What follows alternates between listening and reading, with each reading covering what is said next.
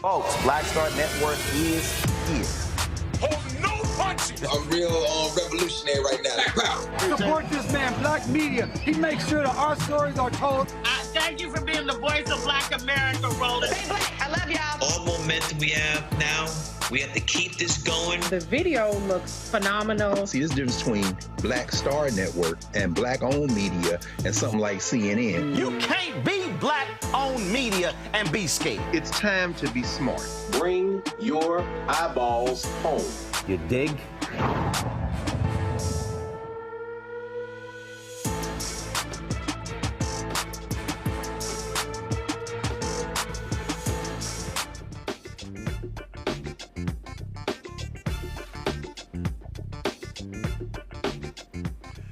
Today is Tuesday, September 24, 2024. Coming up on Roland Mark Unfiltered, streaming live on the Black Star Network in less than an hour. The state of Missouri will execute a black man that is likely innocent. We'll talk about the case of Marcellus Williams. Folks, it is the third week of testimony in the Tyre Nichols federal trial. Civil rights attorney Ben Crump will be here to update us after the prosecution called more than 15 witnesses, including current and former officers and medical personnel involved that night. Vice President Kamala Harris says she supports abolishing the Senate filibuster to pass legislation to, of course, restore federal abortion protections. Plus, we'll tell you about a disturbing story out of Pennsylvania where a Gettysburg College student used a box cutter to write a racial slur on another student's chest. The Democratic Steering and Policy Committee held a hearing on Project 2025 featuring testimony from those impacted by abortion bans. We'll talk to the executive editor of Yes about their grassroots efforts to combat Project 2025 with Progress 2025. And we'll talk about what's happening in Democratic Party circles when it comes to funding. Black organizations, black companies, and black-owned media say they're not getting enough, while two other PACs are suggesting that the campaign of Kamala Harris and Democrats should be putting more money on the ground in states to turn out young voters, black voters, and other voters of color. We'll break all of that down. It is time to bring the funk. I'm Roland Martin Unfiltered on the Black Star Network. Let's go. He's got it. Whatever the miss, he's on it. Whatever it is, he's got the scoop, the fact, the find. And when it breaks, he's right on time and it's rolling. Best believe he's knowing. Putting it down from sports to news to politics. With entertainment just for kicks, he's rolling. It's on go, roll, y'all. It's Roland Martin,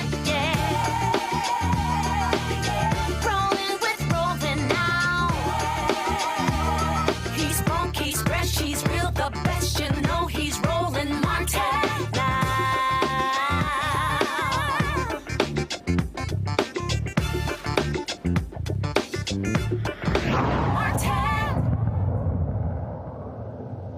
Folks, in less than an hour, the state of Missouri is going to execute a man that prosecutors say is likely innocent. Just moments ago, the U.S. Supreme Court refused to stop the execution of Marcellus Williams. Marcellus Williams was convicted of murdering a woman, stabbing her 43 times. Yet, St. Louis County District Attorney Wesley, he says that he disagrees with the previous prosecutor's role in that case, suggesting that there were issues with the jury, but also when it comes to evidence. And the widow of the person who was killed also said the death penalty should not be used, even though the DA has talked about how this case should be thrown out. The legislature, the state attorney general, the governor of Missouri all said no, they're going to move forward with the execution. As I said, it went forward to the Supreme Court. The three justices who appointed by Democratic presidents, Sotomayor, Kagan, as well as Ketanji Brown Jackson, all voted to stop the execution. This is a statement from the Midwest Innocence Project. Tonight, Missouri will execute an innocent man, Marcellus Khalifa Williams. The victim's family opposes his execution. Jurors who originally, give me 1 second, I'm just want to show you the statement that they actually put forth. Give me 1 second. Jurors who originally sentenced him to death now oppose his execution. The prosecutor's office that convicted and sentenced him to death has now admitted that they were wrong and zealously fought to undo the conviction and save Mr. Williams' life. More than 1 million concerned citizens and faith leaders implored Governor Parson to commute Marcellus' death sentence. Missouri will kill him anyway. That is not justice, and we must all question any system that would allow this to occur. The execution of an innocent person is the most extreme manifestation of Missouri's obsession with finality over truth, justice, humanity at any cost. This is a statement that was released again from the Midwest Innocence Project just moments ago, and it came from Tricia Rojo Bushnell, who is the attorney for Marcellus Williams. In the next hour, we'll be chatting with DA Wesley Bell. Again, the execution is slated to start in less than an hour, and we will talk to Bell. By the time we talk to him, more than likely, Marcellus Williams will be dead. All right, folks, let's talk about the Tyre Nichols case. They are now in the third week of the trial, and U.S. jurors have seen the body-worn footage showing Memphis EMTs not providing any aid to Tyre Nichols. They also heard from former Memphis police officer who pleaded guilty to violating Nichols' civil rights. He gave tearful testimony saying that he wished he had stopped the punches. Joining us right now is civil rights attorney Ben Crump, who represents the Nichols family. Ben, glad to have you here. Just give us a sense, Ben, what it's like being in the courtroom as they have been testifying in this case. It's very emotional, Roland, and the tragic case you just reported on, Marcellus, is emotional, and it's that type of emotion that reverberates throughout the courtroom. You heard Officer Martin and Officer Mills, who both have pled guilty, come to court. And as you said, Mills was asking for forgiveness from Tyre Nichols' mother, Robin. He said he prays for Tyre's son because he know how difficult it is for a young black person to grow up without a father. And so it was just heart-wrenching.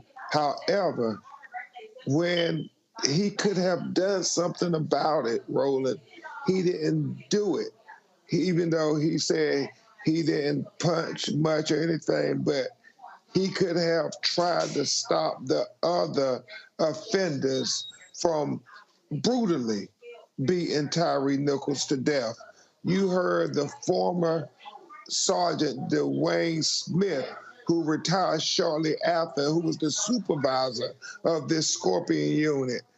He came to court and said that they all took affirmations and certifications to intervene if an officer was using excessive force, engaged in excessive force. This is a law that they put in place after George Floyd for the city of Memphis. But yet, all of them have swore to do it.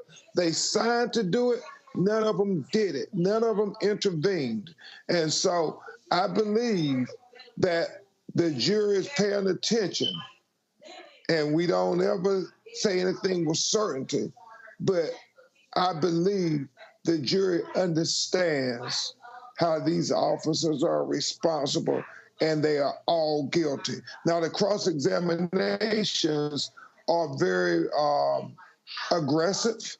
They are coming after these officers who pled and saying, well, you told the truth. You said you told the truth today, but you also swore that you told the truth when you did the police reports. How can this jury believe that you're not just lying to get a better deal for yourself?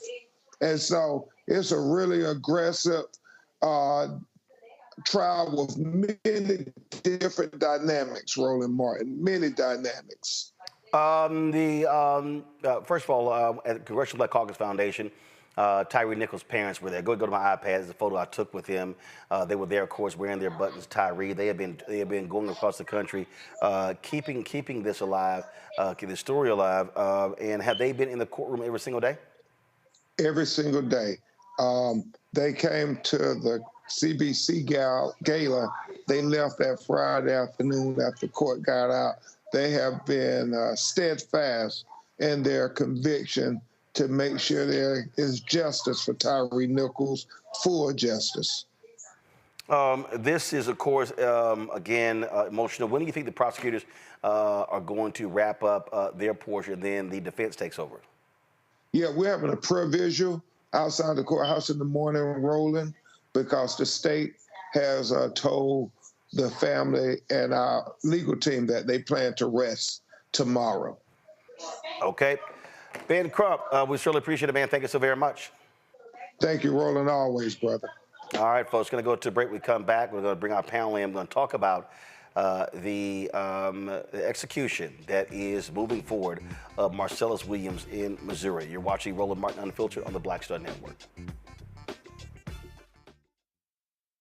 Bob and I both voted for Donald Trump. I voted for him twice. I won't vote for him again. January 6th was a wake-up call for me. Donald Trump divides people. We've already seen what he has to bring. He didn't do anything to help us. Kamala Harris, she cares about the American people. I think she's got the wherewithal to make a difference. I've never voted for a Democrat. Yes, we're both lifelong Republicans. The choice is very simple. I'm voting for Kamala. I am voting for Kamala Harris. In 2016, Donald Trump said he would choose only the best people to work in his White House. Now those people have a warning for America. Trump is not fit to be president again. Here's his vice president. Anyone who puts himself over the Constitution should never be president of the United States. It should come as no surprise that I will not be endorsing Donald Trump this year. His defense secretary. Do you think Trump can be trusted with the nation's secrets ever again? No. I mean, it's just irresponsible action that places our service members at risk, places our nation's security at risk. His national security advisor. Donald Trump will cause a lot of damage. The only thing he cares about is Donald Trump. And the nation's highest-ranking military officer. We don't take an oath to a king or a queen or to a tyrant or a dictator.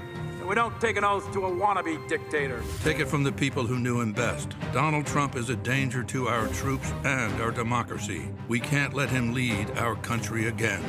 I'm Kamala Harris, and I approve this message. IVF is a miracle for us because it allowed us to have our family.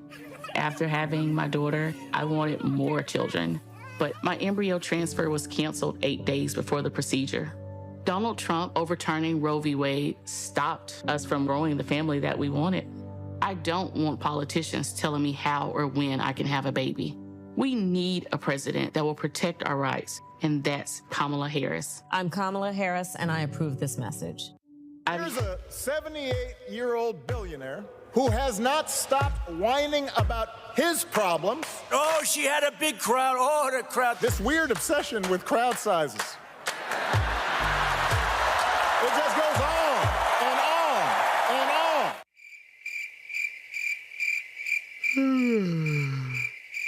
America's ready for a new chapter. We are ready for a President Kamala Harris. I'm Kamala Harris, and I approve this message. The overturning of Roe almost killed me. I had a blood clot in my uterus that caused my labor to have to be induced because of the overturn of Roe v. Wade. I wasn't able to get life-saving treatment sooner. I almost died. And that's because of the decision that Donald Trump made. I was able to get Roe v. Wade terminated, and I'm proud to have done it. The doctors and nurses were afraid that if they treated me in the incorrect way, that they would be prosecuted for that. And that's appalling. Donald Trump says that women should be punished. Do you believe in punishment for abortion? There has to be some form of punishment. For the woman? Yeah. I believe that women should have reproductive freedom to make the choices about their own bodies. 4 more years of Donald Trump means that women's rights will continue to be taken away one by one by one by one. This has to stop because women are dying. I'm Kamala Harris, and I approve this message. Farquhar, executive producer of Proud Family. You're watching Roland Martin Unfiltered.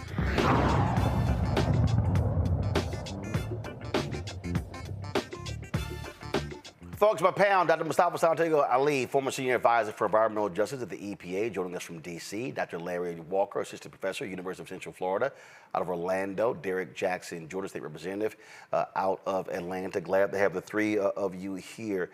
I'm going to start with you, Derek. This decision out of Missouri. First of all, you have the DA. They said they've been looked at this case. They said that the bottom line is there are some serious issues here when it comes to this case. The county prosecutor.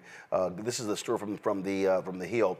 Wesley Bill, the St. Louis County's current prosecutor, does not stand behind the conviction won by his predecessor, citing concerns Williams' constitutional rights were violated and he may be innocent. Court records show the victim's widower also does not want the death penalty used. Then it says Williams latched on to revelations that the murder weapon was mishandled ahead of the trial.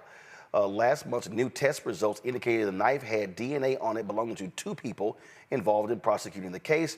A trial attorney has also admitted to repeatedly touching the knife without gloves. Williams' legal team also claimed that attorney recently admitted he struck a potential juror in the case in part because they were black, which would run afoul of Supreme Court precedent. The state says, no, we disagree. The attorney moments later said, no, absolutely not, when asked if the person was struck because of their race, saying that it was because he and Williams both wore glasses and had similar piercing eyes. That's sort of weird. You know, Roland, that frames up the situation, right? And the reason why I believe they're saying that Marcellus Williams should not be executed this evening is because since 1973, the Death Penalty Information Center has recorded 196. Let me say that again, Roland. 196 exonerations of death row inmates in the United States. And the reason why this 196 were exonerated, because nearly 70% of these cases were involved with misconduct that was done by the police officer or the prosecutor or some other elected official. Nearly 67%, Roland, these cases were exonerated because of perjury or false accusation. And so when you have a case like Marcellus Williams, where the evidence is very clear, as you just articulated, this innocent man should not be killed. It also provides another case, Roland, why we should not have capital punishment in these United States. That's a system that was created many, many, many decades ago. It doesn't work. It continues to fail the system as it relates to criminal justice reform. And so Marcellus Williams should not die this evening.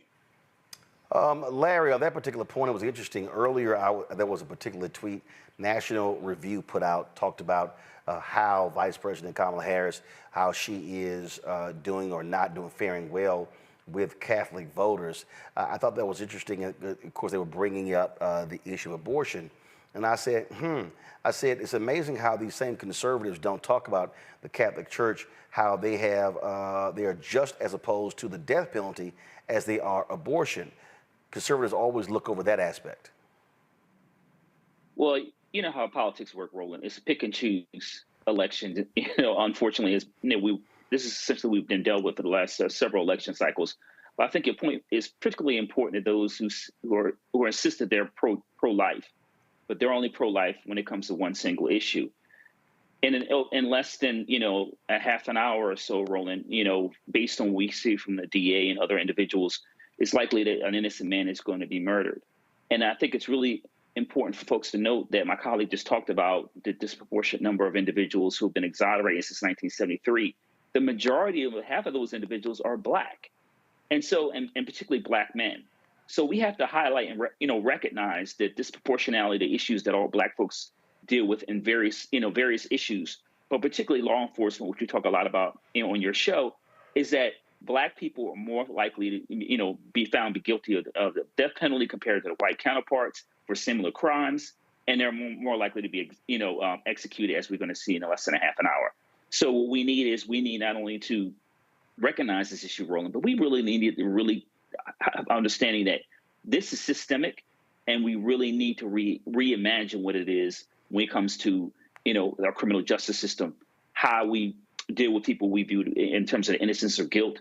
And also, Roland, another important issue is I know the Innocence Project, Legal Defense Fund, among other entities, focus on dealing with various cases. But we need to make sure we have enough money for DNA testing for those individuals who possibly could be innocent, so we're not faced with this issue on another day. Mustafa, the thing here is, I always say death is death.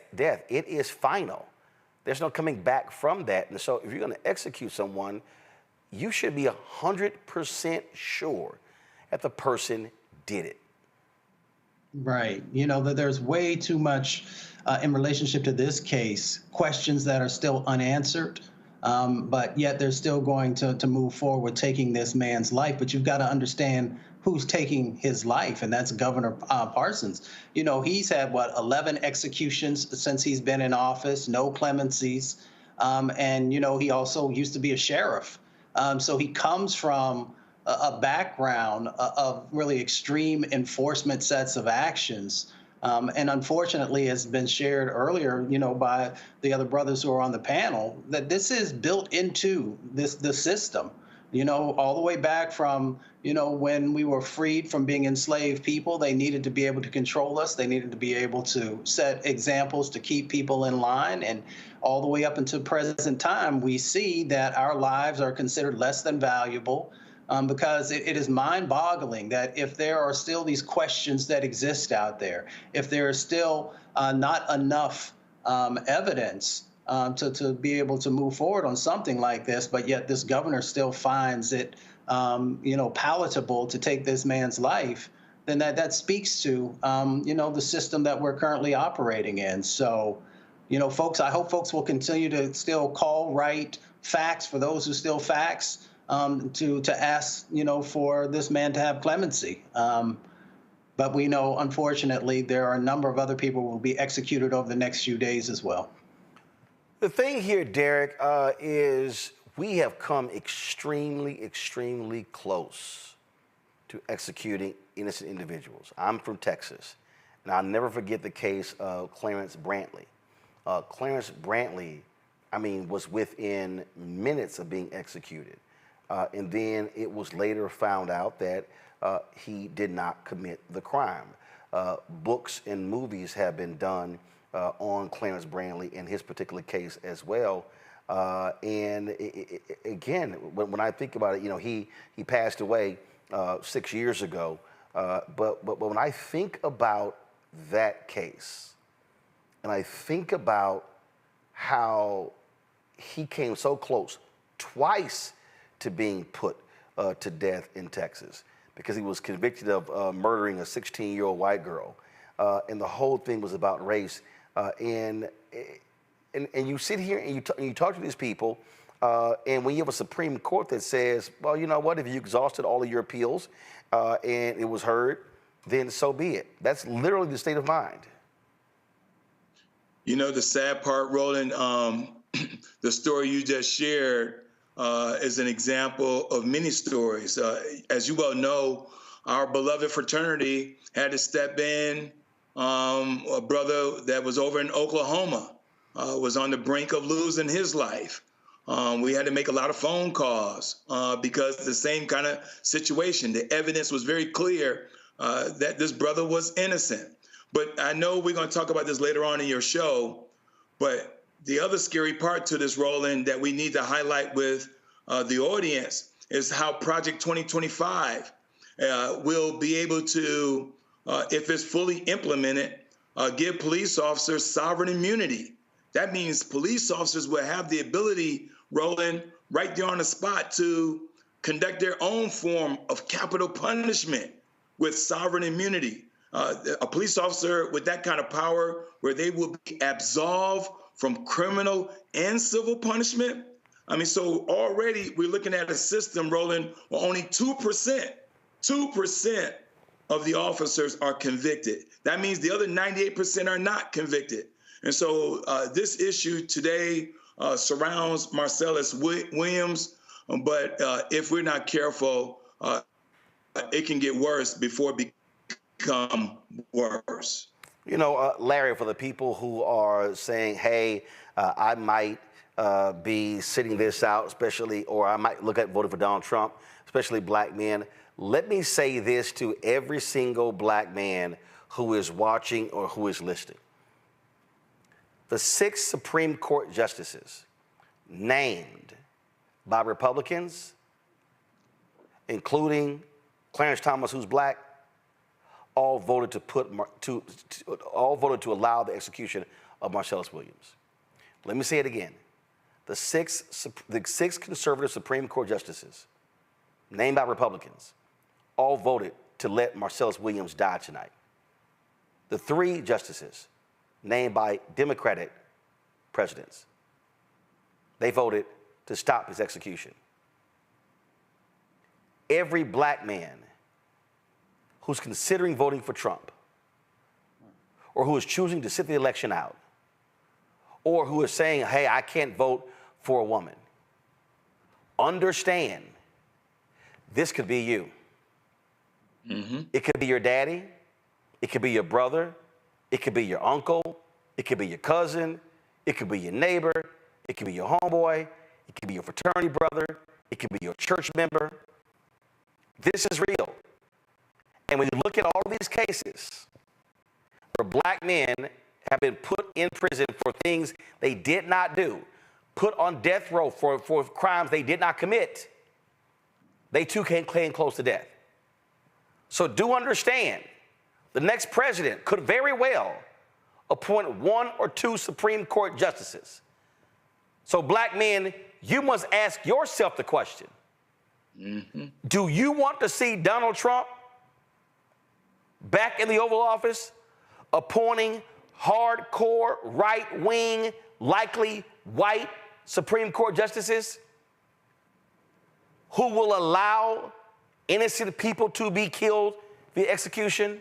Or will you vote for Vice President Kamala Harris, who will appoint Supreme Court justices, who will have a different interpretation, understanding of cases like this and the death penalty? Larry, that really is, at the end of the day, out of all other stuff, that really is a fundamental question folks have to ask or answer for themselves.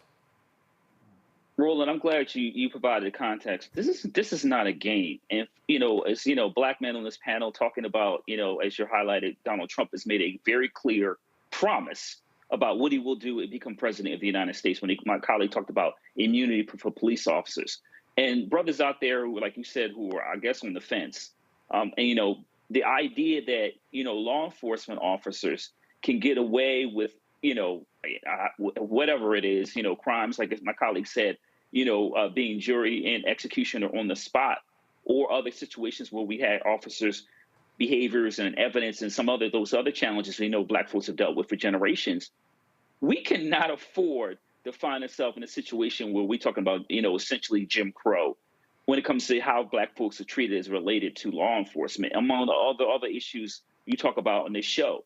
But I've been certainly talking to black men, and look, I'm a father, I have a son, I have nephews, and this issue this election is so important that brothers out there have to get out the vote. You need to bring somebody along with you. You need to donate, because if you allow Trump to get in office in November, we're facing some serious challenges that we may not be able to overcome for generations. Mustafa. The dead cannot cry out for justice. Only the living can do that. So we have the responsibility and the opportunity to not only protect those who are still with us, who are facing these injustices, but we also have the ability to make sure that those whose lives have been taken prematurely, that they receive some form of justice by us getting engaged and making change in the system.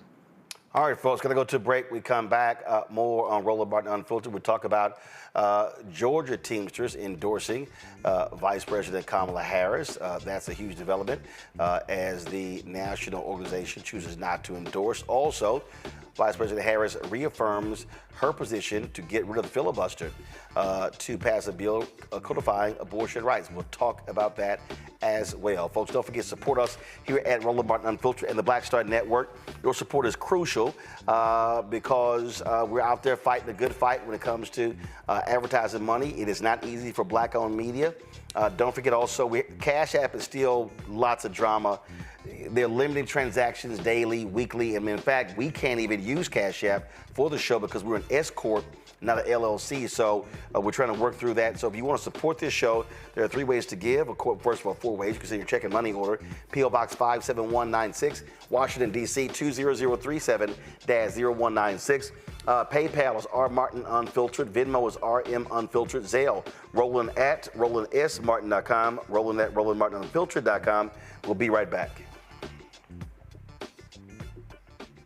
Bob and I both voted for Donald Trump. I voted for him twice. I won't vote for him again. January 6th was a wake-up call for me. Donald Trump divides people. We've already seen what he has to bring. He didn't do anything to help us.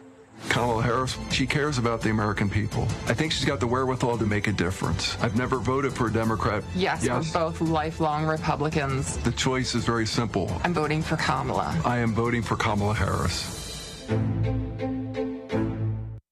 In 2016, Donald Trump said he would choose only the best people to work in his White House. Now those people have a warning for America. Trump is not fit to be president again.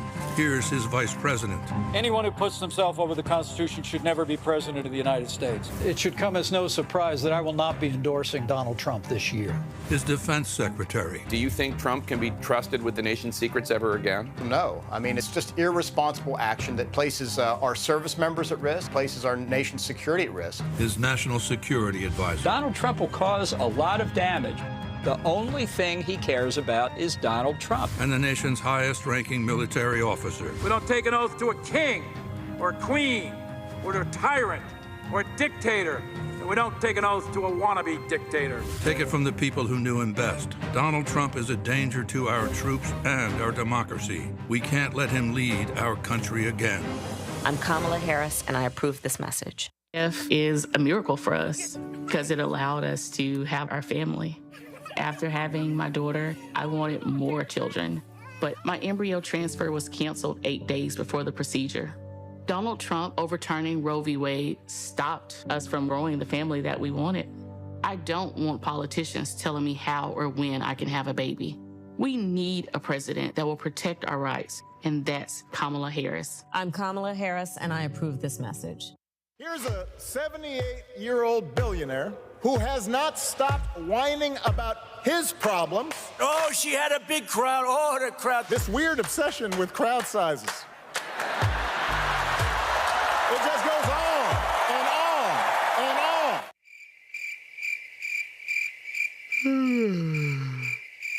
America's ready for a new chapter. We are ready for a President Kamala Harris. I'm Kamala Harris, and I approve this message.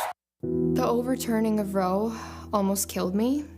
I had a blood clot in my uterus that caused my labor to have to be induced because of the overturn of Roe v. Wade. I wasn't able to get life-saving treatment sooner. I almost died. And that's because of the decision that Donald Trump made. I was able to get Roe v. Wade terminated, and I'm proud to have done it. The doctors and nurses were afraid that if they treated me in the incorrect way, that they would be prosecuted for that. And that's appalling. Donald Trump says that women should be punished. Do you believe in punishment for abortion? There has to be some form of punishment for the woman. Yeah. I believe that women should have reproductive freedom to make the choices about their own bodies. 4 more years of Donald Trump means that women's rights will continue to be taken away one by one by one by one. This has to stop because women are dying. I'm Kamala Harris, and I approve this message. Me, Sherry Shepard, and you know what you're watching, Roland Martin, Unfiltered.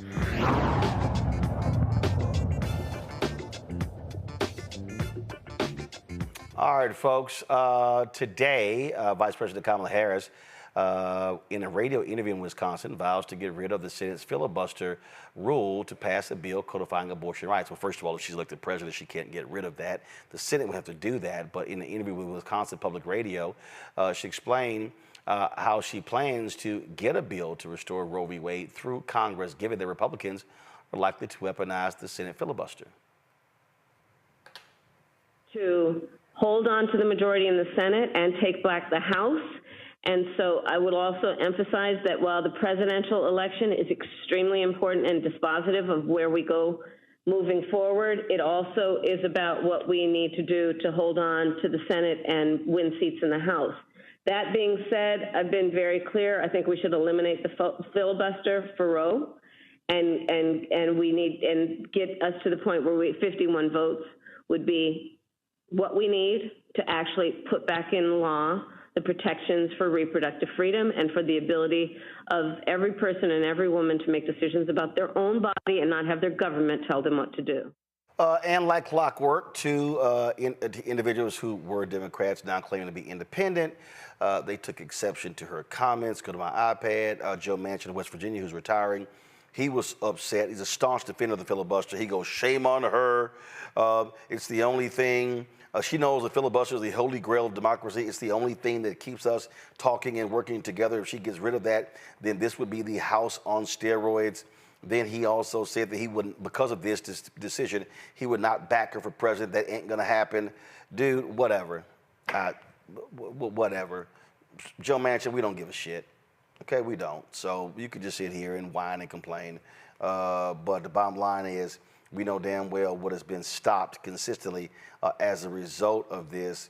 And then, of course, you got the idiot Kyrsten Sinema, who's not running in Arizona because she knew she was going to lose.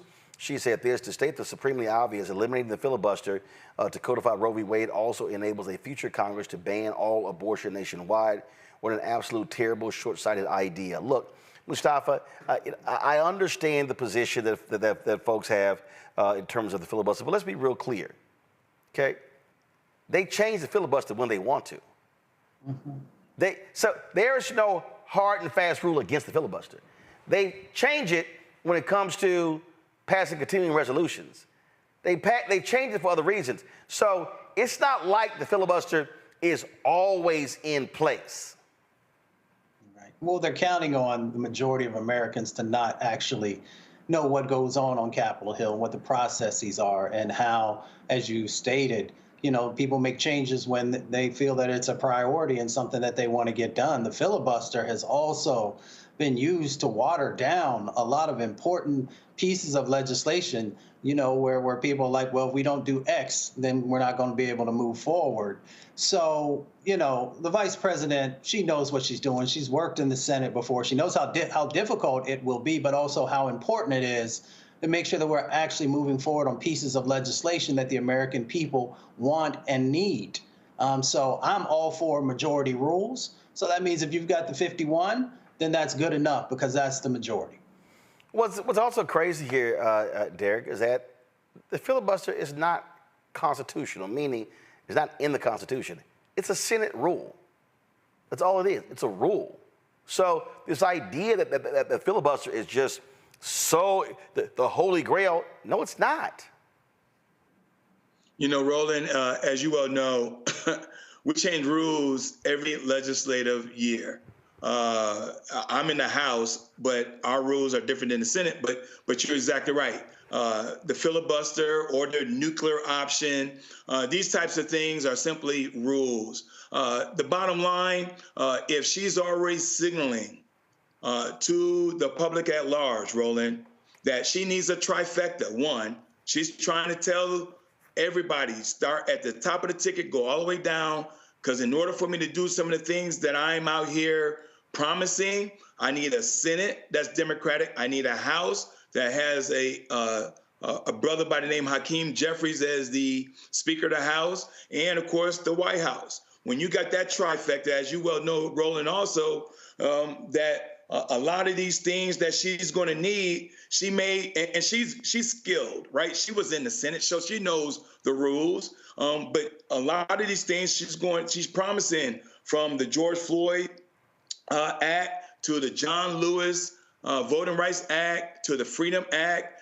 to Roe v. Wade. All these bills may need a 51 vote in the Senate, obviously the majority in the House, and it ends up on her desk, the resolute desk. She's going to sign into law. And so it's great to hear a Democrat saying, this is what I'm going to do, because what Mitch McConnell did to stop President Barack Obama, right? They change these rules all the time to make it convenient to make their needs met. And so she's just saying, I see you, I raise you, and I'm going to do the same thing if the American public make me president. Larry?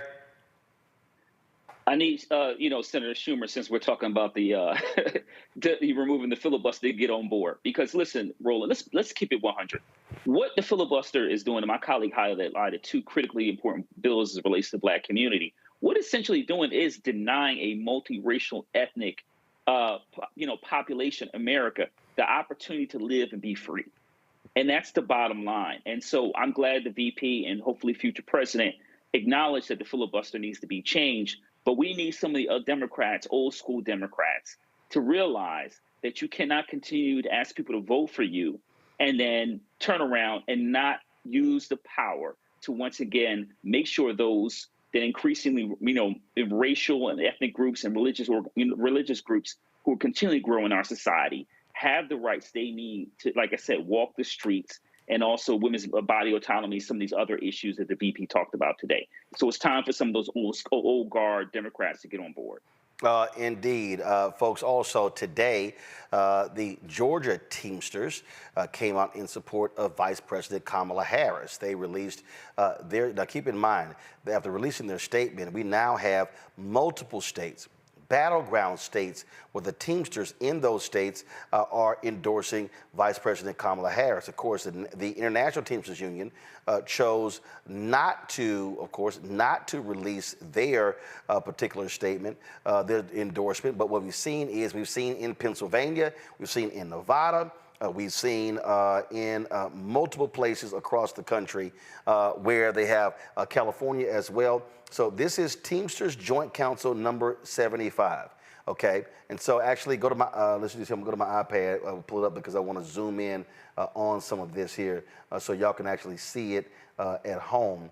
And so you see all of the affiliates they actually support. So once we it says the Executive Board of Teamsters Joint Council 75 is proud to announce our endorsement of the Kamala Harris and Tim Walz ticket for president. and Vice President of the United States. Joint Council 75 represents 10 local unions across Florida, Georgia, and Alabama. The candidate's strong track record on workers' rights and advocacy stands in clear contrast to that of the Republican nominee, Donald Trump.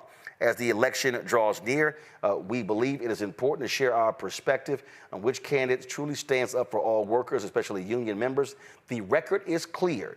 Whether it's backing funding for union members and retiree pensions, ensuring a strong pro-worker, pro-union National Labor Board, or supporting the Protecting the Right to Organize Act, the Harris-Walz ticket is the best choice for organized labor. This right here, Derek, it shows you, again, you got these white union members who love themselves from Donald Trump, but people supporting him want to get rid of the National Labor Board. They do not support union workers, and they were not backing. Not a single Republican voted to protect their pensions. And so it's amazing how these folks on the international level, literally are looking at going against their own economic interest. Not only do they vote against their own economic interests, Roland, they're breaking their own, voting streak, right? I mean, the Teamsters always endorse a Democratic candidate. And so the local Teamsters said, well, although the international Teamsters will not endorse her, the 1.5 million active and retired members saying we're going to get behind her because this party is always pro-working families and the ones who saved our pensions. The record is very clear what this is all about. And to your point, Roland, these individuals who are on the top, who elected not to endorse her, they're sending a signal to Trump. But the local Teamsters are very clear saying, no, we're not buying what you're selling, and the 1.5 million of us are following Vice President Kamala Harris.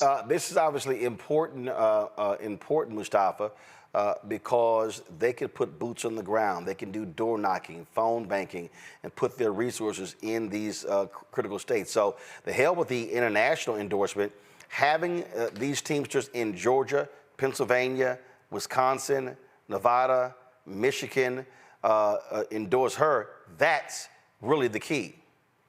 Oh, it most definitely is. I'm third generation union, and I understand, the power that exists there, being able to have those local connections. People respect, the individuals who are part of the unions, and they know that not only are they looking out for their families, but they're looking out for the communities where they come from. So having those endorsements carry a lot of weight. They carry more weight than when we see some of these celebrities saying stuff.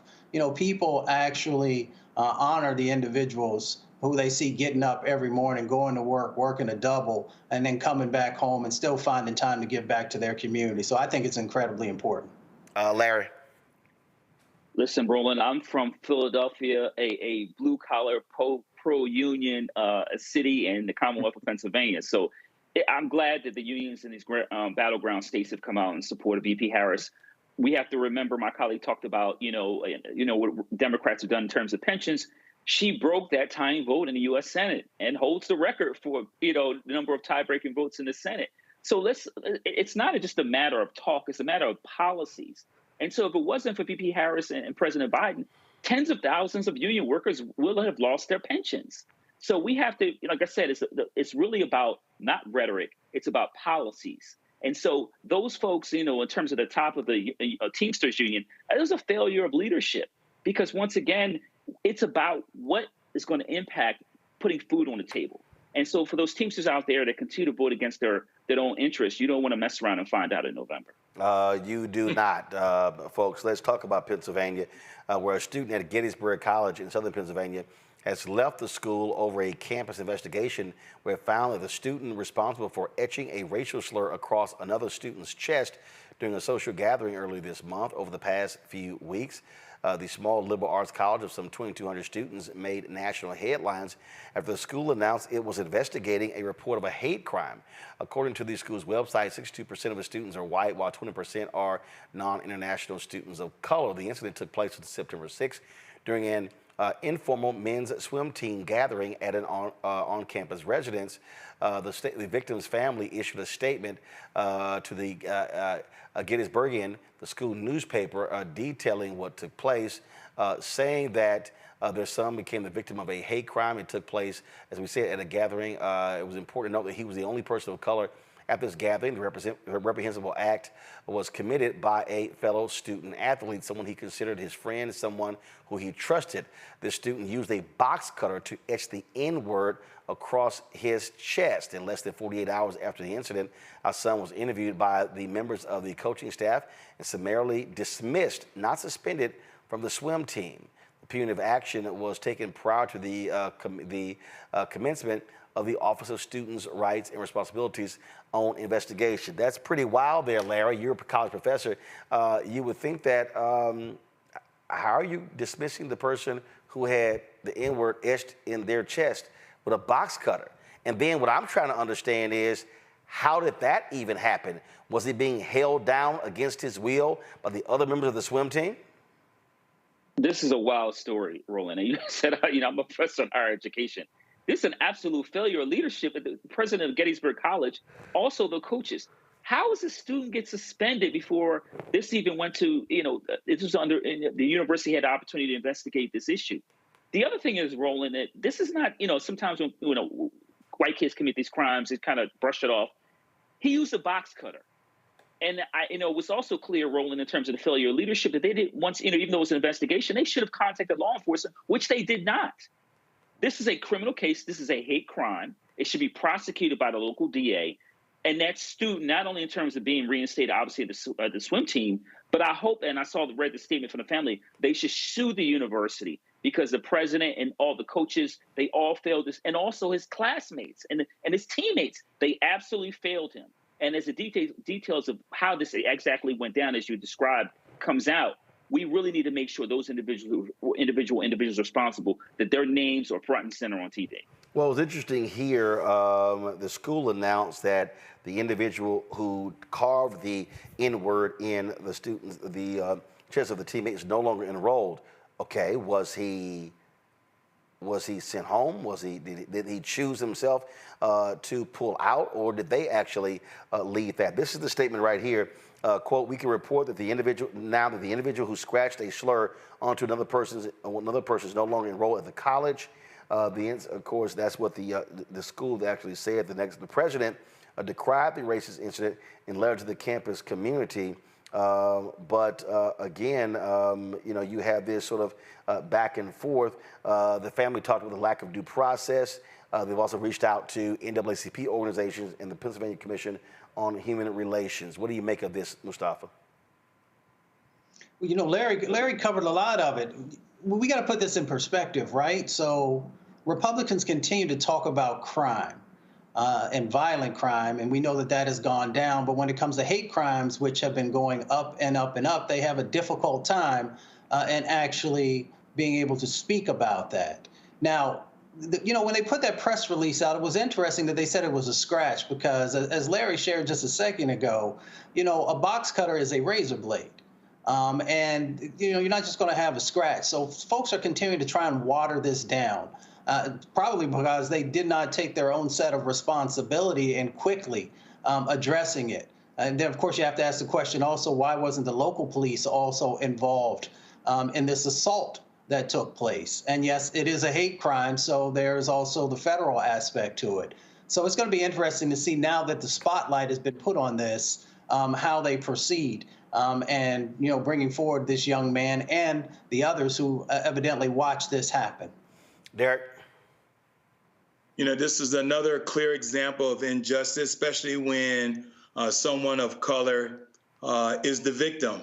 I was Googling this story earlier, Roland, and some of them were saying that, well, maybe this was hazing.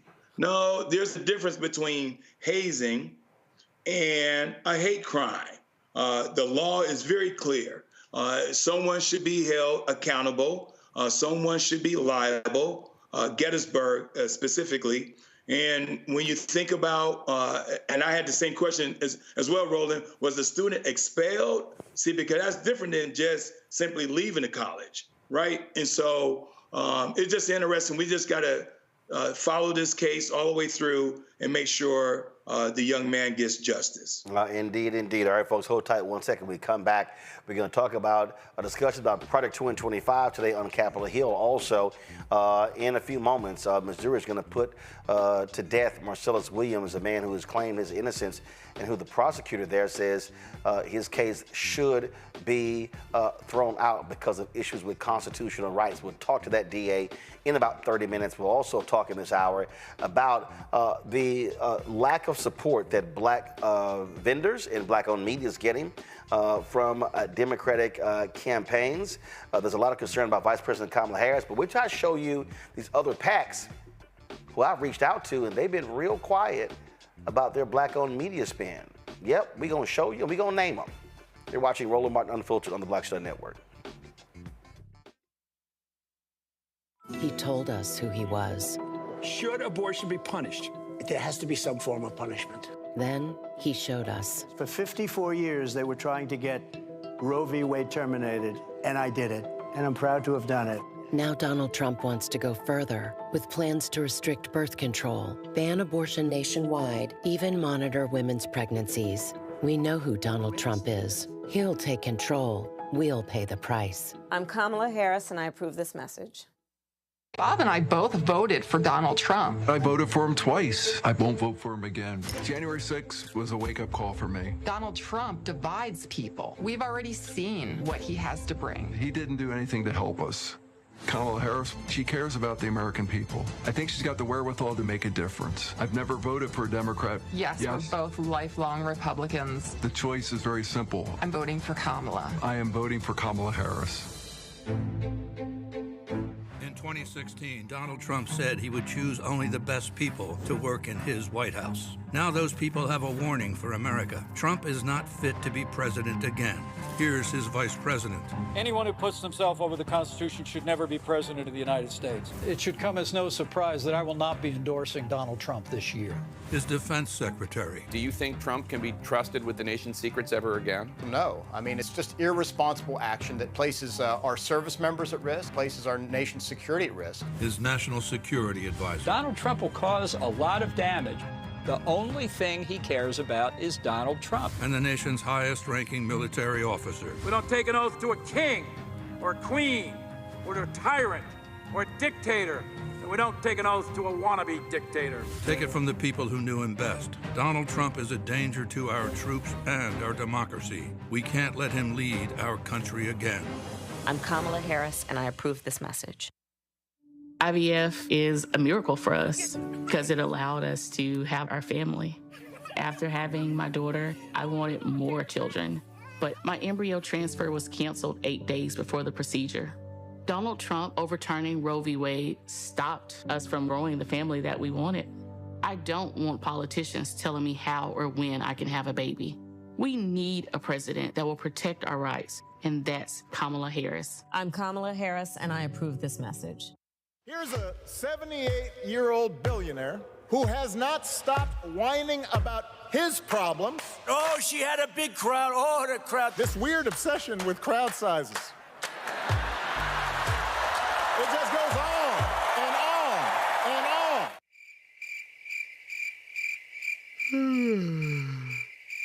America's ready for a new chapter. We are ready for a President Kamala Harris. I'm Kamala Harris, and I approve this message. The overturning of Roe almost killed me. I had a blood clot in my uterus that caused my labor to have to be induced because of the overturn of Roe v. Wade. I wasn't able to get life-saving treatment sooner.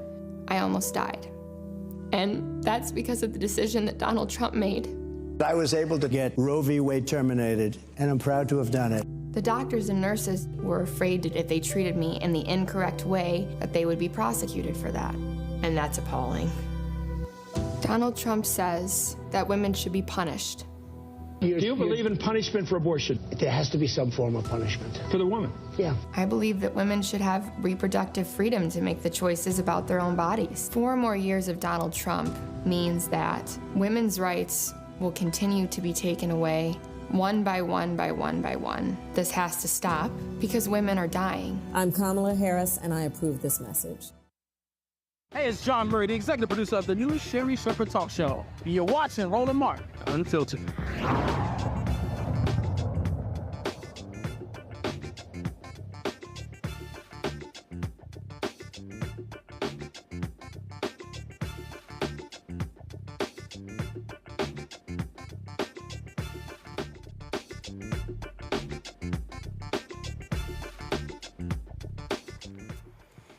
Today, Democratic leaders and the Democratic Steering and Policy Committee held a hearing on Trump's Project 2025. The hearing featured testimony from everyday Americans who know firsthand how Trump's Project 2025 has or will hurt them and their families. The purpose of today's hearing was to explore the impact of proposals to criminalize abortion nationwide, hurt the middle class, and end Social Security and Medicare as we know it. Here's some of the testimony.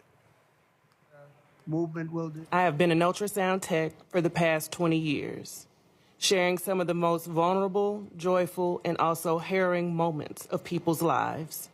I have worked in multiple hospitals, OBGYN offices, and private practice. It wasn't until I started working in an abortion clinic that I truly found my community. I wake up every day loving what I do, knowing I make a difference each and every day for the people to whom I give care. I am grateful and blessed to help the folks that come into my ultrasound room. I am a person of faith, and my faith teaches me to love. I pray every day that I can be a light for every person that comes into my office.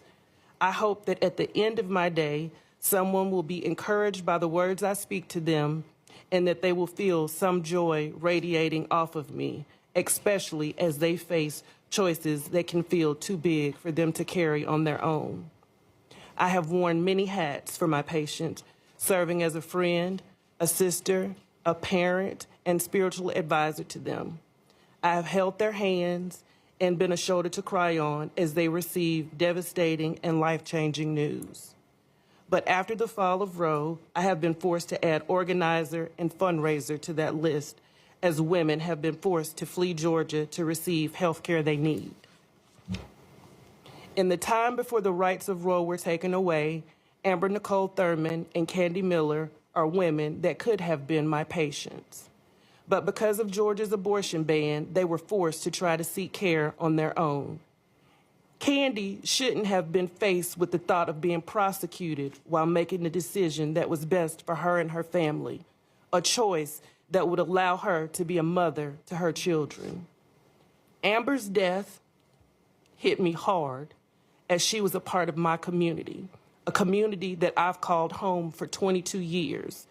She died in a hospital where I've worked and a place where I watched my grandson be born.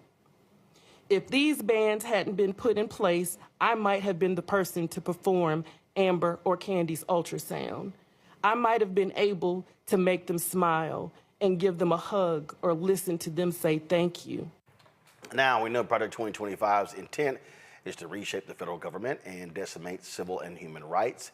Yvette Dion, Executive Director of Yes Media, she joins us right now to talk about Progress 2025. Yvette, so exactly what is Progress 2025?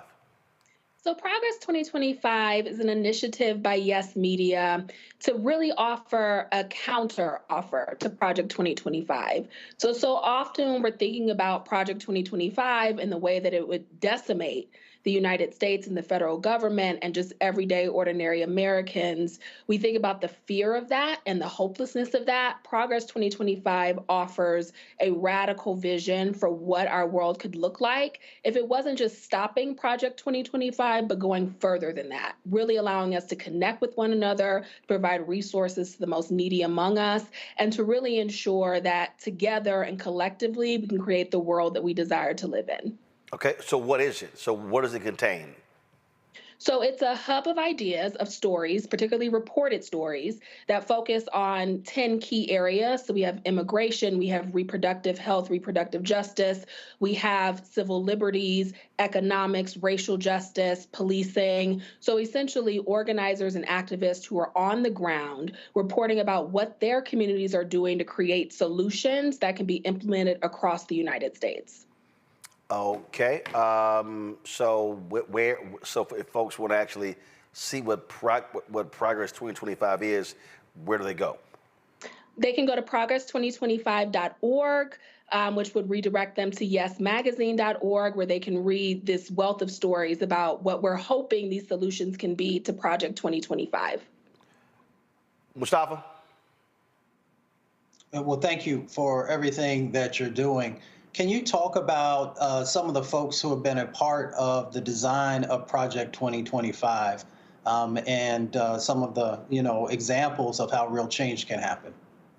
Absolutely. So as we know, Project 2025 is funded by the Heritage Foundation, and essentially they're creating an entire vision of what the United States would look like. So we know what that would look like for Black folks. We know what that would look like for queer folks. We know what that would look like for low-income folks. And so a lot of this is not just stopping at the floor. So when we think about particularly reproductive justice, so often what abortion or pro-choice organizers are saying is that restoring Roe v. Wade is the floor. What would it look like to ensure, for instance, that we overturn the Hyde Amendment so that people who are low income can access the reproductive health care that they need? What would it look like to remove police officers from schools? What would it look like to implement what Minnesota has done to allow every student to eat for free? What would it look like to take that and make that national, and then also ensure that students are fed breakfast, lunch, and dinner? And so there are a number of organizations and activists who are already doing this on a local level. And so the question is, how do you take that and nationalize it? What would that look like to do that on a national scale? So that's what Progress 2025 aims to do. Larry? Yes, thank you for all your work. I'm curious in terms of, you talked about kind of working with a lot of grassroots organizations. Can you talk about the kind of reach you've had so far? Have you worked college campuses, HBCUs, Hispanic serving institutions, et cetera? And, are you have you connected with folks in each state? So can you kind of unpack that a little bit? Of course. So I'm an HBCU alum, a proud HBCU alum. And so that's a large part of the work that we are doing, is that we know that to roll back Project 2025, it's really going to require Gen Z. It's really going to require millennials and people who are in these institutions, who are on the ground, who can register people to vote. And so a large part of our effort is coordinating with HBCUs and voter organizations, so voter registration organizations, to get people activated around this issue. I think right now it feels very theoretical, which is the reason why this hearing today was so essential, to see how people are already being impacted by some of these proposed policies. And so we want to work with HBCUs. We want to work with people who are registering voters and really get them activated around rolling this back and preventing it from becoming law. Derek? So I understand your aim and objective for Progress 2025, but my concern would be, how are you going to differentiate Progress 2025 from Project 2025, especially in this age of misinformation and disinformation? We know that the Heritage Foundation and the Trump campaign has tried to move away from Project 2025. They try to call it something else, Agenda 47, Project 47, all this other kind of stuff.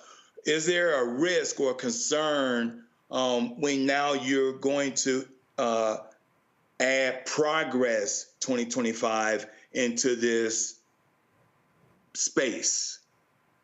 I think there's a risk. Of course, there is a risk. I think the Trump administration is trying their very best to separate themselves from Project 2025. Conservatives in general are pretending as if they have no idea how this came to be and how it exists. And I think the risk there is really overwhelming the discourse around Project 2025. But I think if we're able to connect this idea that it's not just about rolling back Project 2025, like we know that abortion bans already exist. They are already harming people in multiple states across the United States. It's not just enough to implement Roe v. Wade again. We have to go further. And so if we create this and think of this as a vision of where we can go, where leftists can go, where Democrats can go, I think it allows us to tie ourselves to Project 2025, but also push people further than they are thinking about it right now. So for instance, often we're thinking about, okay, what happens if we are able to preserve Social Security? But what would happen if we, say, lowered the voting age? What would happen if we made Election Day a national holiday? What are our possibilities here? There's a risk in that, but I think the risk ultimately will pay off. All right, then. Yvette Dion, we certainly appreciate it. Thanks a lot. Thank you. All right, folks, I got to go to a break. We come back. We are going to be getting a live update on the execution of Marcellus Williams happening in Missouri. It should have started about 14 minutes ago. In 16 minutes, we'll be talking with Wesley Bell, St. Louis County DA, who was trying to stop this from happening. But that is not the case. The Supreme Court, the last hour, chose not to intervene. As a result, Marcellus Williams being put to death as we speak in Missouri. You're watching Roland Martin Unfiltered right here on the Black Star Network. He told us who he was. Should abortion be punished?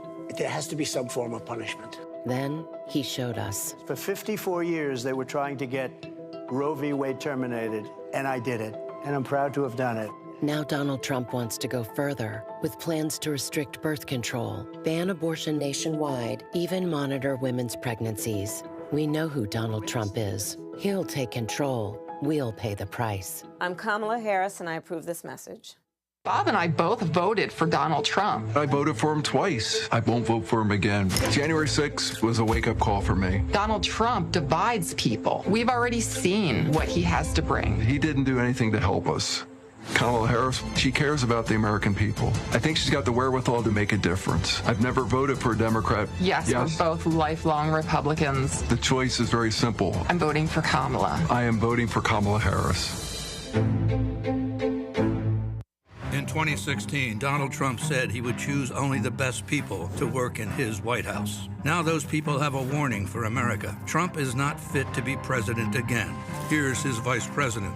Anyone who puts themselves over the Constitution should never be president of the United States. It should come as no surprise that I will not be endorsing Donald Trump this year. His defense secretary. Do you think Trump can be trusted with the nation's secrets ever again? No. I mean, it's just irresponsible action that places our service members at risk, places our nation's security at risk. His national security advisor. Donald Trump will cause a lot of damage. The only thing he cares about is Donald Trump. And the nation's highest-ranking military officer. We don't take an oath to a king or a queen or to a tyrant or a dictator. And we don't take an oath to a wannabe dictator. Take it from the people who knew him best. Donald Trump is a danger to our troops and our democracy. We can't let him lead our country again. I'm Kamala Harris, and I approve this message. IVF is a miracle for us because it allowed us to have our family. After having my daughter, I wanted more children, but my embryo transfer was canceled 8 days before the procedure. Donald Trump overturning Roe v. Wade stopped us from growing the family that we wanted. I don't want politicians telling me how or when I can have a baby.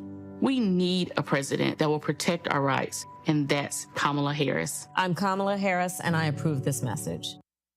Here's a 78-year-old billionaire who has not stopped whining about his problems. Oh, she had a big crowd. Oh, the crowd. This weird obsession with crowd sizes.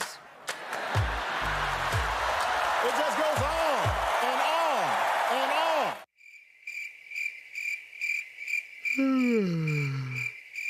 America's ready for a new chapter. We are ready for a President Kamala Harris. I'm Kamala Harris, and I approve this message.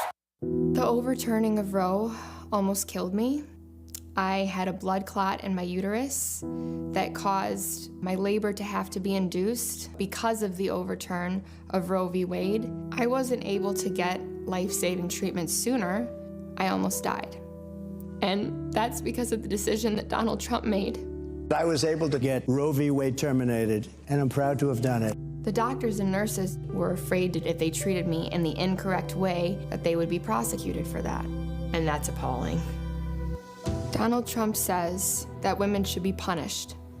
Do you believe in punishment for abortion? There has to be some form of punishment for the woman. Yeah. I believe that women should have reproductive freedom to make the choices about their own bodies. 4 more years of Donald Trump means that women's rights will continue to be taken away one by one by one by one. This has to stop because women are dying. I'm Kamala Harris, and I approve this message.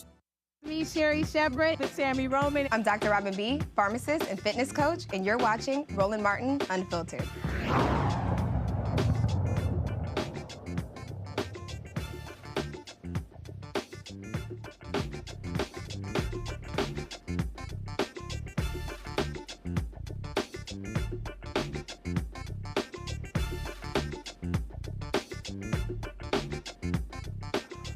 All right, folks, President Joe Biden delivered his final comments on the world stage when he addressed the United Nations General Assembly today. Of course, this was a gathering there and where all the world leaders come together on an annual basis to speak to issues. And so here are some of the president's comments.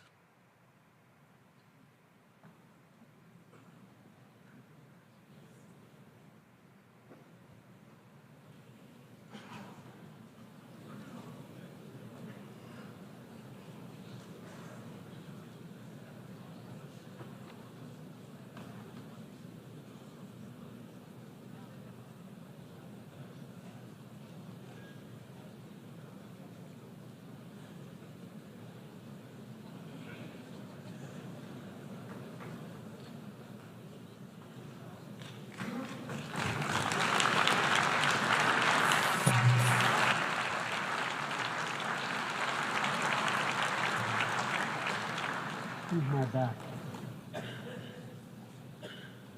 My fellow leaders, today is the 4th time I've had the great honor of speaking to this assembly as President of the United States. It'll be my last. I've seen a remarkable sweep of history.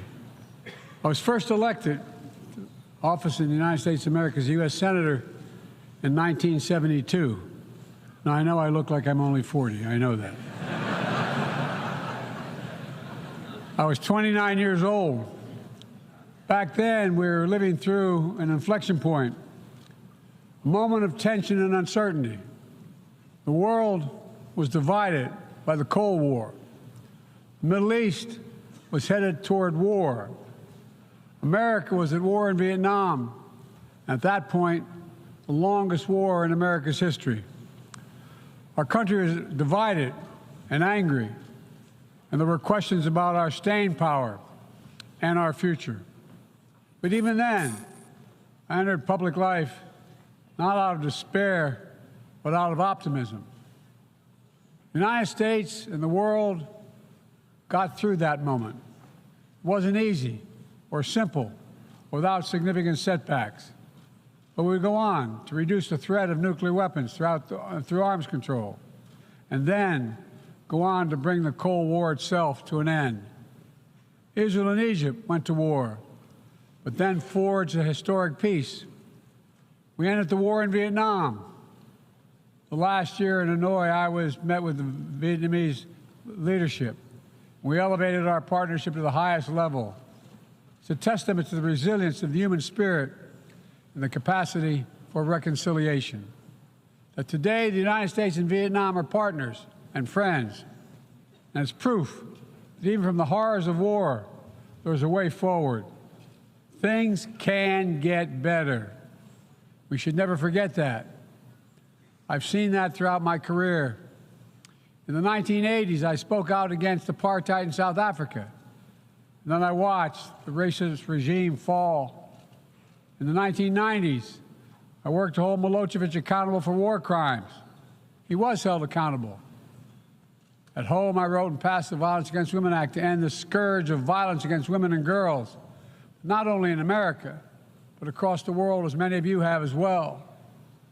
But we have so much more to do, especially against rape and sexual violence as weapons of war and terror. We were attacked on 9/11 by al-Qaeda and Osama bin Laden. We brought him justice. Then I came to the presidency at another moment of crisis and uncertainty. I believed America had to look forward. New challenges, new threats, new opportunities were in front of us. We needed to put ourselves in a position to see the threats, to deal with the challenges, and to seize the opportunities as well.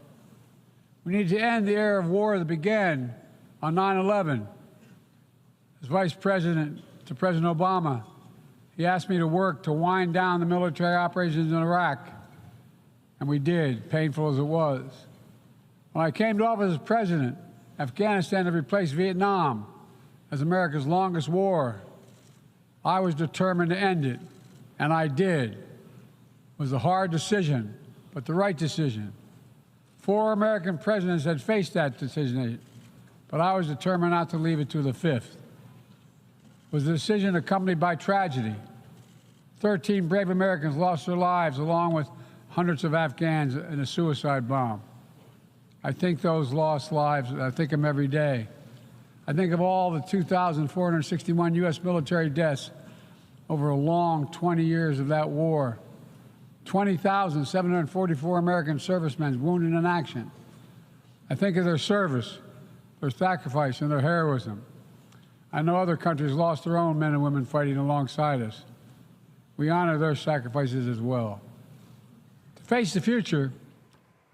Folks, again, you can go to whitehouse.gov and you can actually see the full speech of President Joe Biden today at the 79th United Nations Assembly. Folks, it is official. Marcellus Williams has been executed by the state of Missouri for a stabbing death that took place where someone was stabbed, a reporter was stabbed 43 times. There were questions about the case.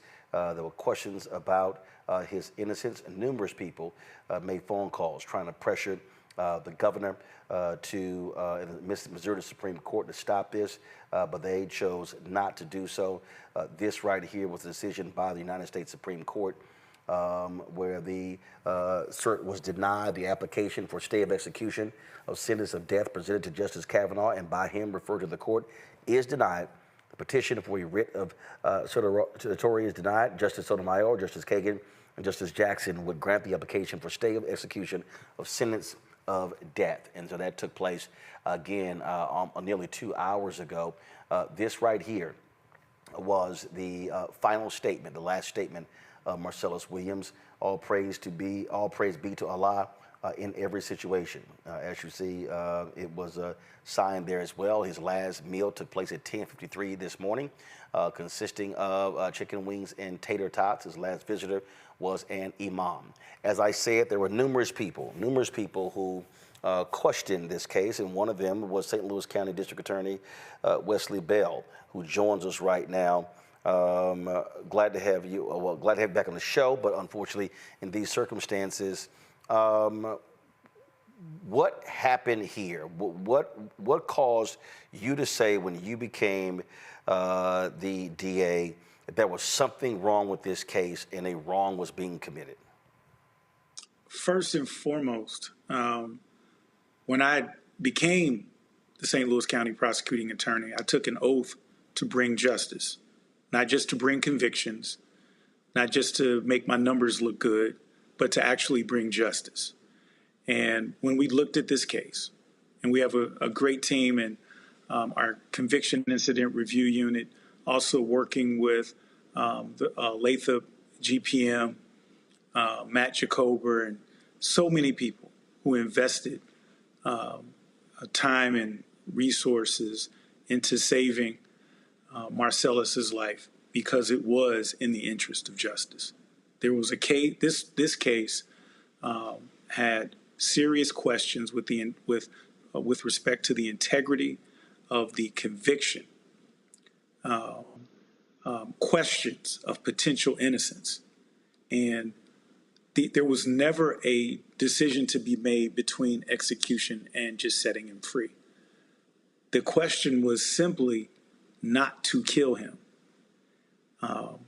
because of the questions that were lingering about this case, because of questions about the integrity of the conviction, and so looking at this case, and again, this case was originally brought before my time, but I'm here now, and so it was our obligation to do everything that we could do to make certain that justice was served, and unfortunately, it was not. Did you believe that he was innocent, or did you believe that there were problems with this, so therefore, unless you are absolutely sure about putting someone to death, that you don't do it unless you're sure? Yeah, and so here's the thing. We had questions about his potential innocence, and we wanted the opportunity to investigate that, to determine whether he was actually innocent. But the case was set for execution so quickly, we didn't have time to do a full investigation. So we had to go with what we had and the strongest arguments that we can make. And so we did that, working with not only our folks in our office, folks from Lathrop, GPM, who I mentioned earlier, working around the clock to address the injustices that we saw because of the questionable convictions. And to your point, if there is a shadow of a doubt with respect to a conviction, the last option on the table should be execution. Now, I don't believe in the death penalty, but for those who believe in the death penalty, I don't think anyone would dispute that if there are questions about the conviction, and as the DA, not at the time of the conviction, but my office, I represent this office now, and we are telling you that there are serious questions and serious concerns about this conviction. That alone should be enough to warrant not killing someone. You talk about these serious issues, yet the Missouri State Supreme Court, the governor, Supreme Court, just completely ignored those, and they said, no, kill him. This is a failure of the system. There were several points where this could have been averted, and Marcellus Williams should still be alive. But those things did not happen. This case should never have there should have never been a conviction in the first place. If when my team looked at this case, this is a case that we would have had serious questions on the front end 20-something years ago, or what have you, and through the appellate process, there was a deal on the table that where his legal counsel, our office, and the court had agreed on taking him off death row and giving him life in prison without the possibility of parole. The family of the victim supported that outcome. But the Attorney General appealed, and it was overturned, as you mentioned. And again, I think there was a systemic breakdown, a systemic failure. And when we talk about criminal justice reform, and when we talk about why the death penalty is not morally appropriate, but also it does not serve as a deterrent, we get it wrong close to 8 to 9% of the time, I think numbers suggest. And it doesn't give families the closure, because the family of this victim, and let's not forget that they're still out there, and they're still there, and they have to relive this over and over again. And as the DA, I can't look them in the eye and tell them that the individual who did this horrendous crime is the person that was punished, because we didn't get an opportunity to do so. And that's a travesty of justice as well. And folks who don't understand, this is a state crime, so there could be no federal part in here because it wasn't a federal case. It was all left up to the state. Questions from the panel. Derek, you're first. Yeah, I appreciate the work that you tried to give Marcellus Williams. My question is, what's the next Marcellus Williams that your office is looking at? Because as you stated, the merits of this case have so many questions, so many concerns. Who's the next Marcellus Williams that we can try to save?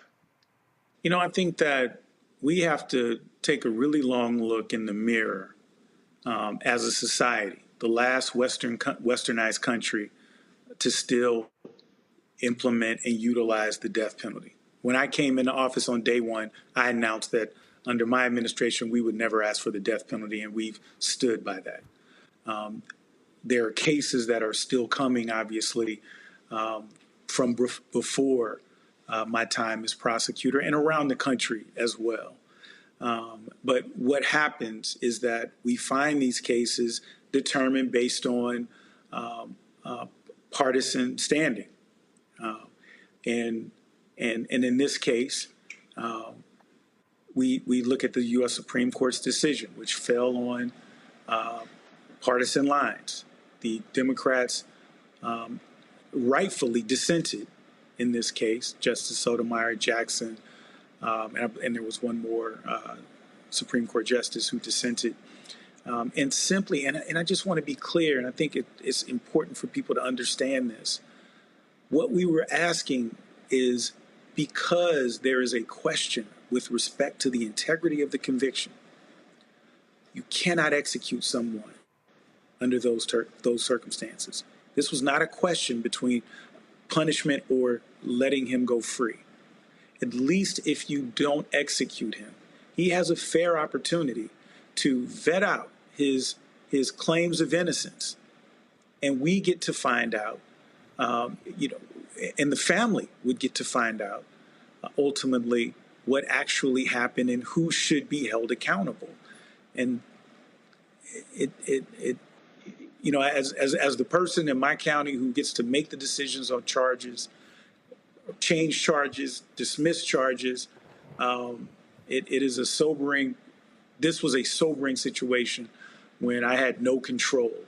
And as the representative who runs the office, you would think that more deference would have been given to the actual office, saying there are questions about this conviction.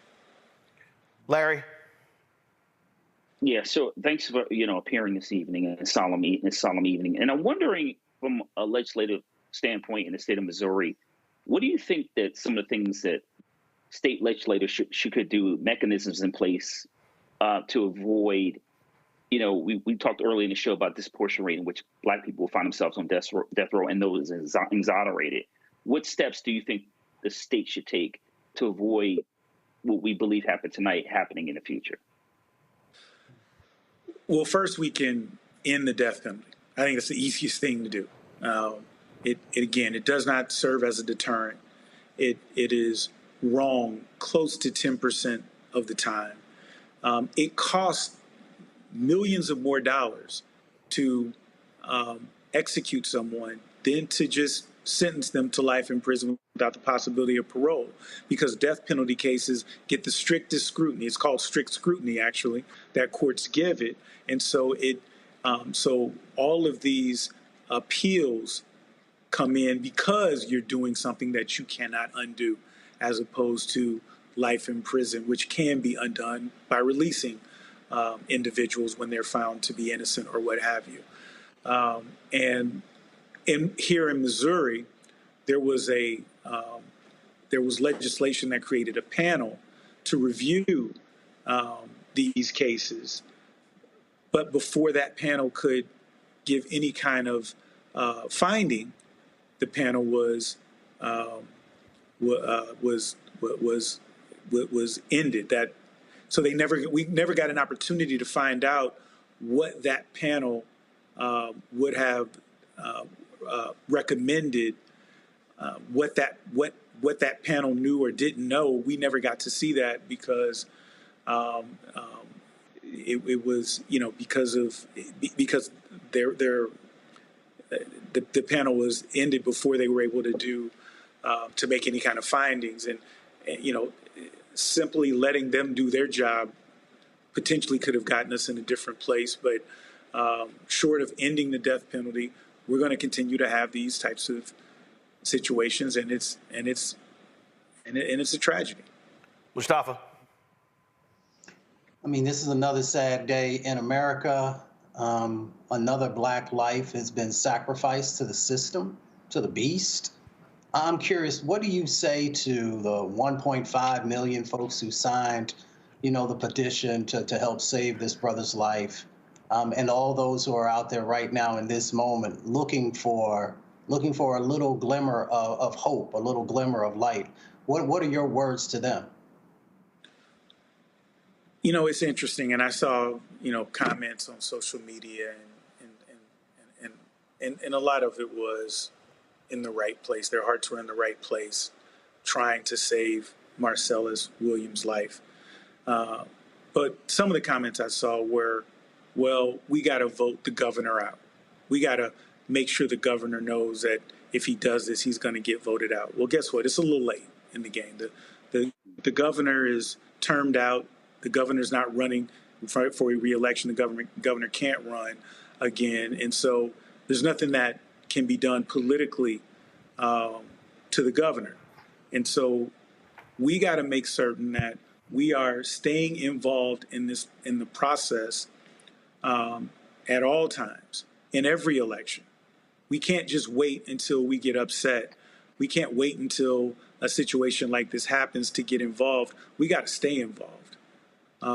Even if Marcellus would have been spared the death penalty, as he should have, as was mentioned before, there are other cases out there across the country, and it's important that our voices are heard with respect to these criminal justice reforms that Roland knows that myself and even him have been championing for years. We got to be savvy about the fight. We got to be savvy about how we navigate and making certain that we show up at every single election. And this has to be one of the issues that we show up for. And candidates have to know that if we're going to support them, that we want this to be front and center. And so there's a lot more work to be done and a lot more lives to be saved. DA Wesley Bell, we appreciate it. Thank you so very much. And the fight does indeed continue. And a reminder to people, there's a big U.S. Senate race in Missouri this year. And so if those folks in Missouri who are upset with this decision, guess what? You can take Josh Hawley out as a United States Senator and put in a voice of reason. So that's one way people can also respond. We appreciate it. Thanks a lot.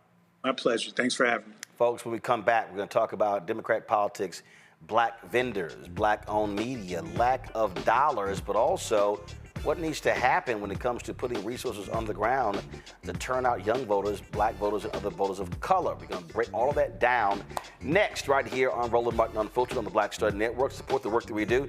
Send your check and money order to P.O. Box 57196, Washington, D.C., 20037 0196. PayPal, R. Martin Unfiltered. Venmo's RM Unfiltered. Zelle, Roland at RolandSMartin.com, Roland at RolandMartinUnfiltered.com. We'll be right back. He told us who he was. Should abortion be punished? There has to be some form of punishment. Then he showed us. For 54 years, they were trying to get Roe v. Wade terminated, and I did it, and I'm proud to have done it. Now Donald Trump wants to go further with plans to restrict birth control, ban abortion nationwide, even monitor women's pregnancies. We know who Donald Trump is. He'll take control. We'll pay the price. I'm Kamala Harris, and I approve this message. Bob and I both voted for Donald Trump. I voted for him twice. I won't vote for him again. January 6th was a wake-up call for me. Donald Trump divides people. We've already seen what he has to bring. He didn't do anything to help us. Kamala Harris, she cares about the American people. I think she's got the wherewithal to make a difference. I've never voted for a Democrat. Yes, we're both lifelong Republicans. The choice is very simple. I'm voting for Kamala. I am voting for Kamala Harris.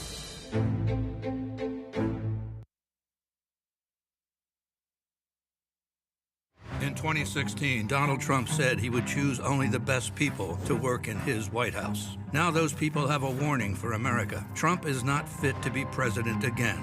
Here's his vice president.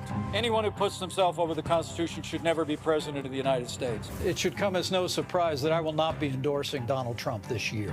His defense secretary. Do you think Trump can be trusted with the nation's secrets ever again? No. I mean, it's just irresponsible action that places our service members at risk, places our nation's security at risk. His national security advisor. Donald Trump will cause a lot of damage. The only thing he cares about is Donald Trump. And the nation's highest-ranking military officer. We don't take an oath to a king or a queen or to a tyrant or a dictator. And we don't take an oath to a wannabe dictator. Take it from the people who knew him best. Donald Trump is a danger to our troops and our democracy. We can't let him lead our country again. I'm Kamala Harris, and I approve this message. IVF is a miracle for us because it allowed us to have our family. After having my daughter, I wanted more children, but my embryo transfer was canceled 8 days before the procedure. Donald Trump overturning Roe v. Wade stopped us from growing the family that we wanted. I don't want politicians telling me how or when I can have a baby. We need a president that will protect our rights, and that's Kamala Harris. I'm Kamala Harris, and I approve this message. Here's a 78-year-old billionaire who has not stopped whining about his problems. Oh, she had a big crowd. Oh, the crowd. This weird obsession with crowd sizes. It just goes on and on and on.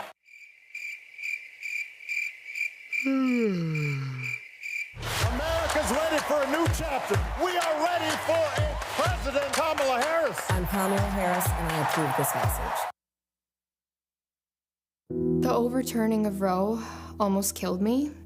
I had a blood clot in my uterus that caused my labor to have to be induced because of the overturn of Roe v. Wade. I wasn't able to get life-saving treatment sooner.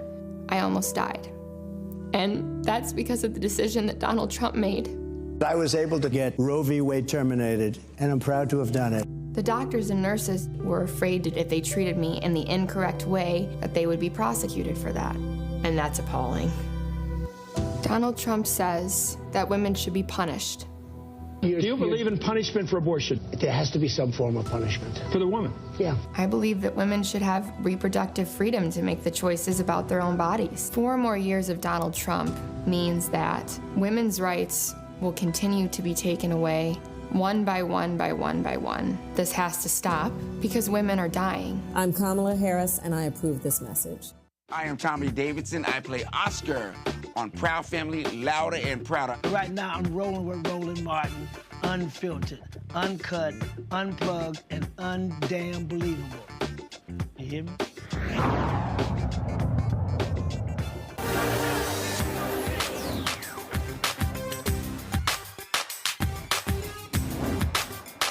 Been frozen out. Facing an extinction level event. We don't fight this fight right now. You're not going to have black ownership.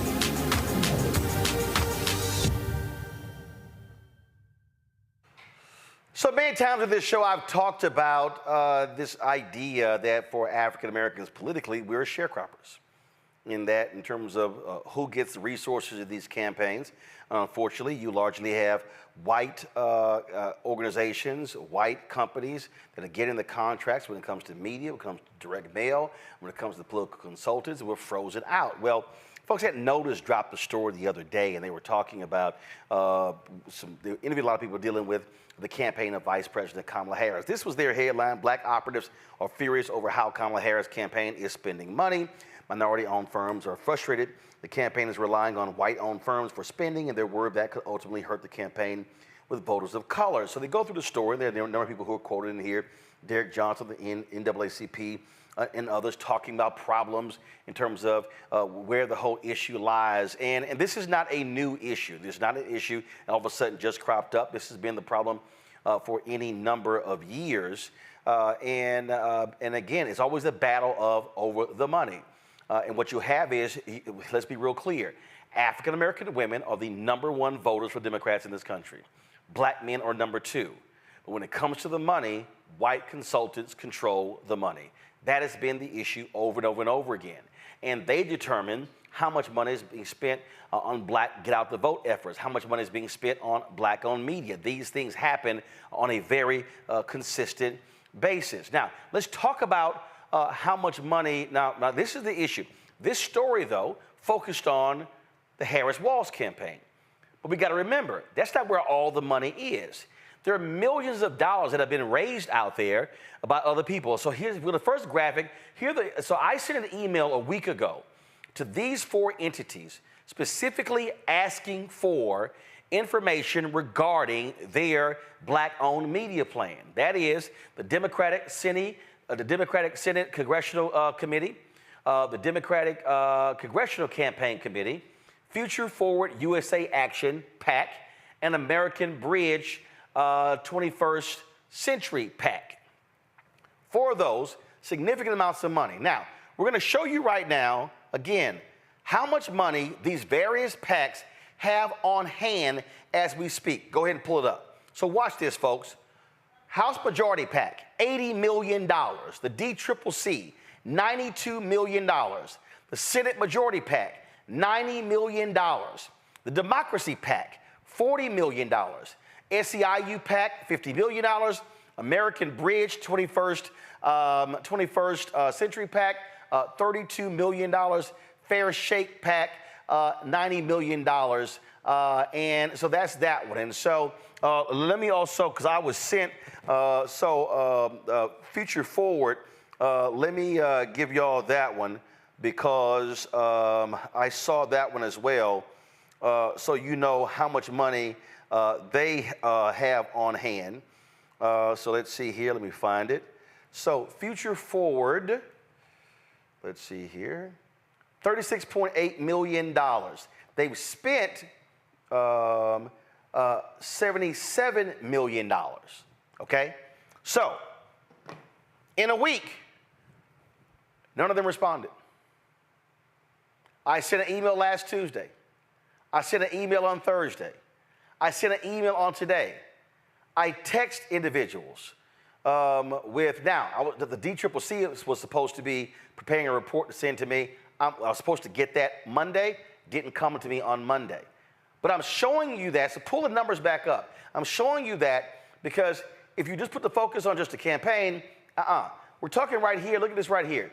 Add it up, the first 270 million, then you add up, now you're at 260, now you're at 300, 350, now you're at 380, now you're at 470.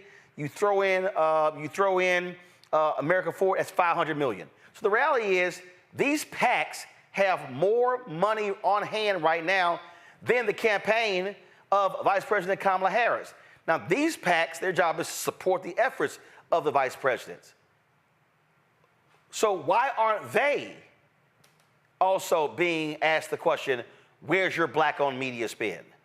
How much are you spending when it comes to these campaigns? And again, I sent the email, and the email was addressed to the DCCC, the DSCC, Future Forward, and 21st Century. No response at all. That's unacceptable. Now, the New York Times had a story out today. The New York Times had a story out. Let me see, let me pull it up. And the story talked about the need for more money to be spent in these battleground states on black voters and young voters. because they show how well Vice President Kamala Harris has been doing in getting these folks registered, but they're saying that, hey, it's still a problem. So here you go with the headline here. Give me 1 second. Give me 1 second. Okay. All right, folks, we got to sit here. Some little issues right here. But what we are seeing, again, are the sort of decisions being made as to, well, how much money should be spent that black folks are always talking about. And again, what these consultants do, they constantly are trying to chase this white Republican suburban vote and throw money at that as opposed to targeting the resources of folks who are likely going to turn out. Now go to my iPad. So this is a headline: more money urgently needed to reach younger and minority voters, organizers warn Harris donors. And so this memo was put out by Democratic Super PAC Priorities USA and the progressive advocacy organization Progress Now. The New York Times obtained this. And they say Vice President Kamala Harris' candidacy has reinvigorated the Democratic base. She has not yet completely consolidated the support of the voters of color who receive much of their information online and will decide close elections. It points to Progress Now data that suggests Ms. Harris is trailing President Biden's levels of support with Black, Latino, and young voters in Arizona, Michigan, North Carolina, Pennsylvania, and Wisconsin in 2020, and notes that the diverse coalition Mr. Biden assembled were critical to his slim margins of victory. Quote, "We cannot tolerate any loss of support and hope to win. Without an immediate investment in communication to these groups that is commensurate with their power in the electorate, electing Harris in November will become harder." Now, I've been saying that, y'all, for more than 3 years. I've really been saying that for the last year. See, the problem is here, and I understand it. Folks will look just to the campaign, but you must examine the entire ecosystem. We're talking about money being spent. You've got your reproductive rights groups. You've got Emily's List. You've got environmental groups. You've got labor. You've got all these different groups that are spending money.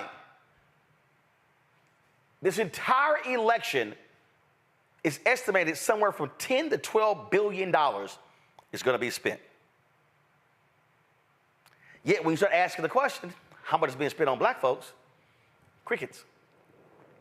The folks get real quiet. How much money is being spent on black-owned media? Very small amounts of money. And so here we are, 43 days, or was it 42? And folks like me and others, including my next guest, have been saying for months, don't wait, don't wait, don't wait too late. Now, the game shifted in July when President Biden announced he wasn't running for re-election. Vice President Kamala Harris reinvigorates the ticket, but she had a very short runway. So she couldn't put together her own team. She frankly had to inherit the team of President Biden. And I dare say she probably wouldn't necessarily have those same people. But it is what it is. So I would say to, again, PAC Priorities USA, well, here's what I want to know. What are y'all spending to reach these voters? Where's the money going? Who's being hired on the ground? Those are the questions that folk should be asking. And I'm not trying to put the campaign off the hook, but what I'm saying is the entire Democratic apparatus must deal with this, because this is something that comes up every 4 years, and it's stupid. And again, I'm going to say it, the same white boys and white girls, they are the ones who make all the money. They're the ones who lock down all the checks, and they're the ones who are making those decisions. And what ends up happening is black folks are, knocking on the doors, trying to yell, hey, what's going on? And so this continues to be the problem. And I dare say, I believe that Vice President Kamala Harris wins. I believe that Vice President Kamala Harris is going to be far more interested in changing this dynamic and not trying to have this fight every 4 years because it's stupid. Because you cannot have a changing of the country with demographics becoming more minority, and you have white folks running the system. Let me tell y'all something. A couple of years ago, not a couple of years ago, probably it was either 16 or 17. Folks at TV One invited me to a media buyers meeting reception here in D.C. Y'all walked in there. It was about 300-400 people. It was no more than 5 black people.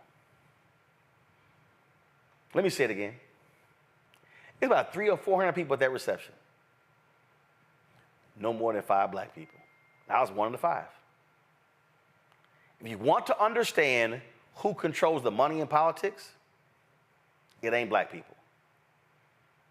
Now, you got big, rich white donors giving money, but we ain't controlling those dollars. Now, they need our votes, but then we're having to beg, borrow, and plead for the money. That's why I call it political sharecropping. Joining me right now is Christopher Toller. We've had him on the show numerous times. He's been doing lots of tweeting about polling data that he has been seeing all across the country. He's director of the Black Voter Project, co-founder of Black Insights Research, joining me from Sacramento.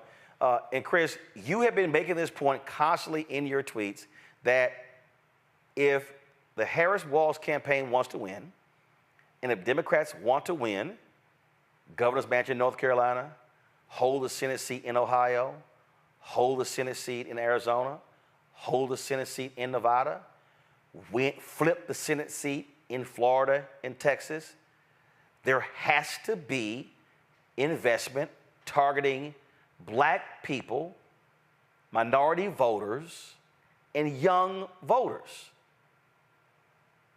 Yeah, Roland, thanks for having me back. I think this is such an important point to drive home. And it's really twofold for me. One, this election cycle is going to go one of 2 ways, depending on how much investment is made in turning out black voters. I really don't have much worry that black voters are going to vote for Harris at a margin similar to 2020. We're seeing that in good polling data that captures accurate black samples. But I am, still worried that turnout is going to reach numbers that are needed, the 62, 63% nationwide, higher in battleground states like Pennsylvania in 2020, black turnout was upwards of 70%. And those numbers are not just going to come out of nowhere, right? It takes work, it takes investment, it takes campaign spending, mobilization, running ads in those communities, and running ads that are being put together by people who know what it takes to mobilize black voters. And so, as you said, like you are one of 5 people in a room of 400 of black media personnel trying to get money and things. In the black consulting world, there's only a handful of black consulting firms trying to figure out how to get, a contract here or a contract there with these big campaigns, with these PACs, to actually help them mobilize black voters. And really, it's kind of a side story, right? There's not the interest that there should be. Secondly, because turning out black voters, mobilizing black voters is the way to build the coalition for the future.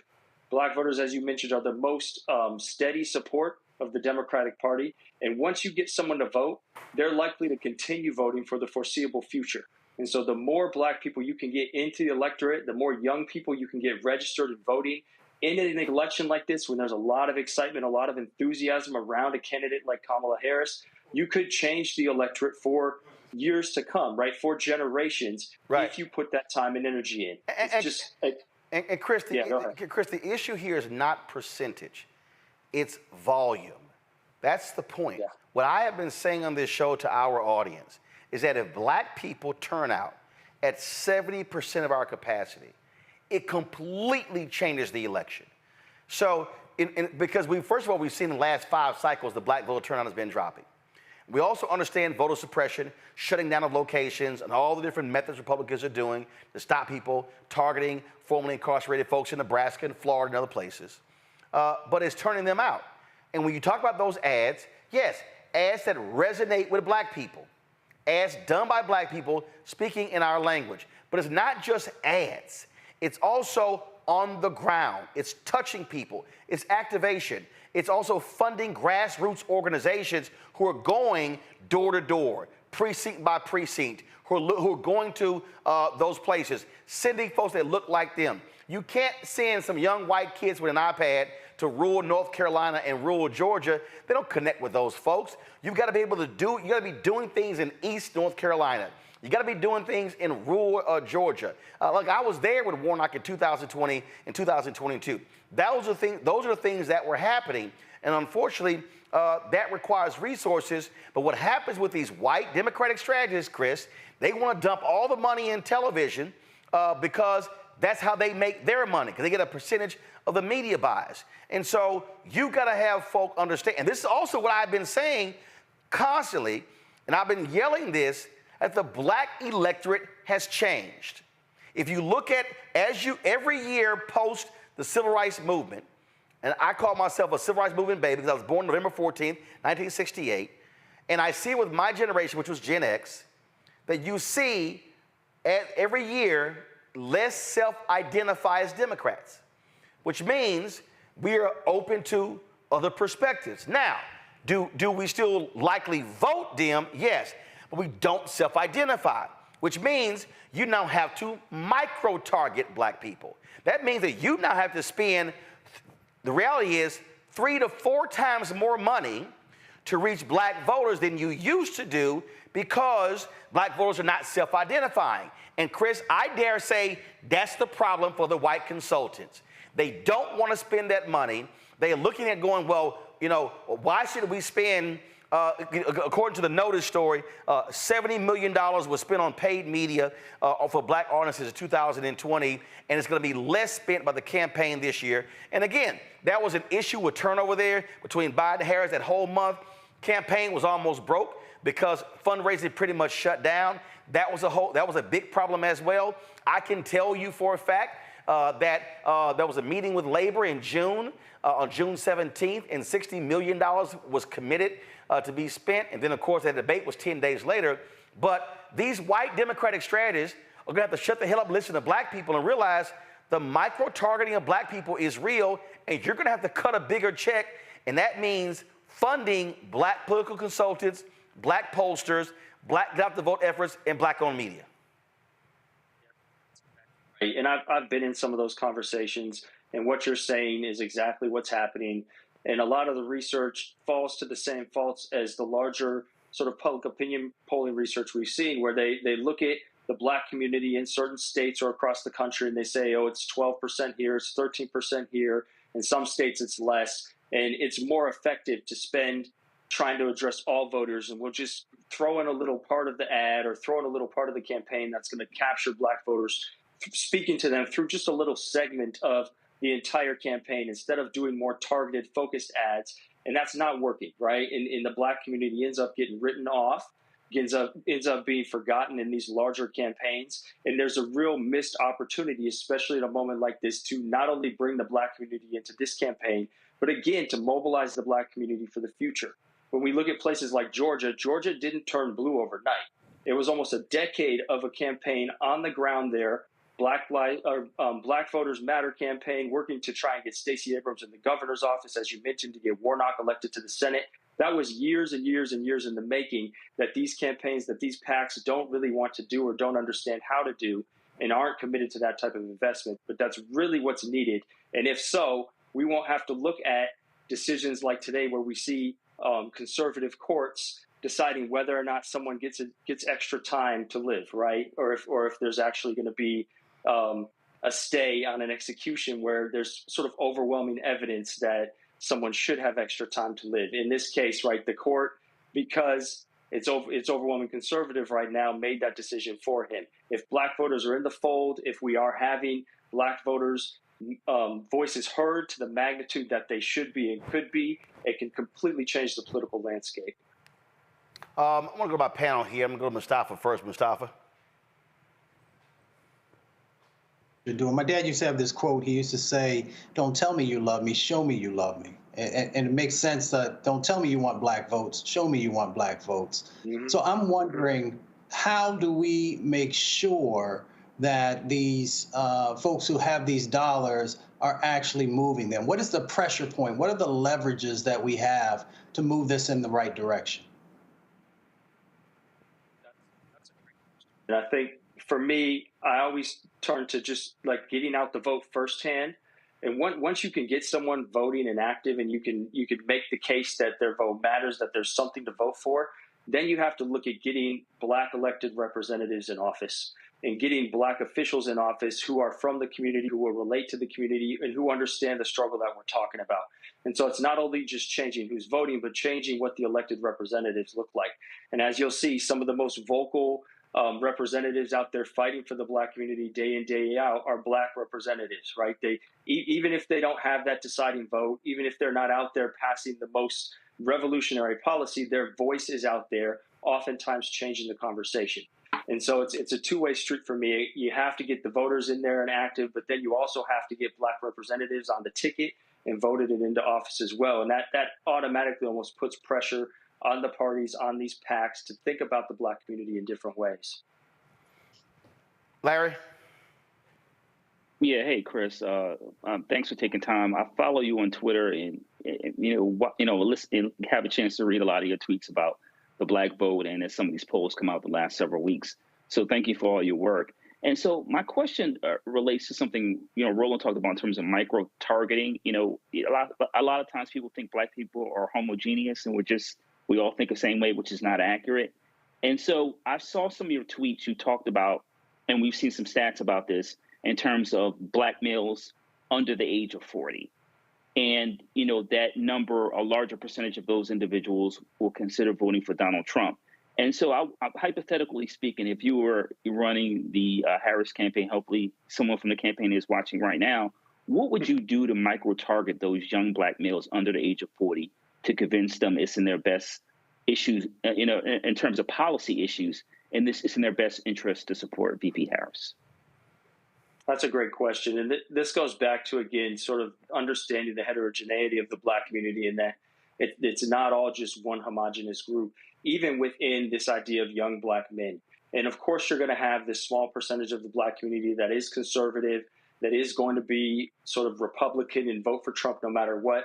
But anyone else, right, what we found, and we've done a good amount of research on this at Black Insights Research, suggesting that the one thing that does move people to vote who wouldn't otherwise vote, especially young Black men, is identifying threat and really focusing in on the dangers to the Black community in this moment of time, Trump being one of those most obvious dangers, but also talking about Project 2025, talking about the stripping of voting rights, talking about over-policing and police violence, right? Bringing those things to the forefront, and how one party, this case MAGA and the GOP, is really working to enhance those threats to the Black community, where the other party is in a way trying to stall those out, at least block those from taking hold or becoming worse. That actually activates Black men more so than other things, and in some ways closes the gender gap, at least when it comes to participation and getting engaged in the system, and kind of getting over some sense of apathy that a lot of Black men might feel when looking at politics and seeing all of these messages being thrown at them from all different sides of the aisle. Derek? Chris, I appreciate your work. My question is around ROI, the return on investment, right? I mean, do you have a instrument to where you can gauge what that mobilization and that organization looks like? Here in Georgia, as you've already stated, and Roland also mentioned, out of 159 counties, 122 counties are in the rural parts of Georgia, and nearly 1 million Black voters, registered voters, do not come out and vote every cycle. And we're just trying to figure out what we need to do, where we need to invest, and how we need to penetrate this area where we can get and mobilize those 1 million Black voters that typically do not come out in Georgia. What's that ROI? What does that look like? Yeah, that's a great question, and I wouldn't be able to put a number on it off the top of my head. But in a place like Georgia, right, getting to those rural voters is going to be really expensive. It's going to be really hard work. It's probably not going to have the greatest return on investment in the short run, in the immediary. But long term, right, it's going to bring people into the fold that otherwise wouldn't vote. Actually, hold on, Chris. The reason I disagree with you, again, I'm going to use 2020 and 2022 as a perfect example. There was the amount of attention and and activation that was happening in Albany, Jonesboro, Statesboro, Savannah, Athens. There were concerts. You had surrogates going to those places. I'll be honest, and I've been asking the question, the Harris-Walz campaign, she's been doing rallies, he's been doing rallies, but where are the other people? Where are the other events? My deal is, how are you not flooding the zone? I remember just the number of black entertainers and other folks who were out there on the campaign trail who were doing things. Now maybe you're going to have this massive blitz, in October. I personally thought that should have been right after the convention, going hard in September, going hard in October, and not waiting because when early voting was starting. Because what I kept saying to people, the voting is the end. But before I got to get you voted, I got to get you registered. Before I got to get you registered, I gotta actually inform, enlighten, and explain to you. And I literally said that enlightenment piece, that explanation piece, they should have been doing that from January to July, because the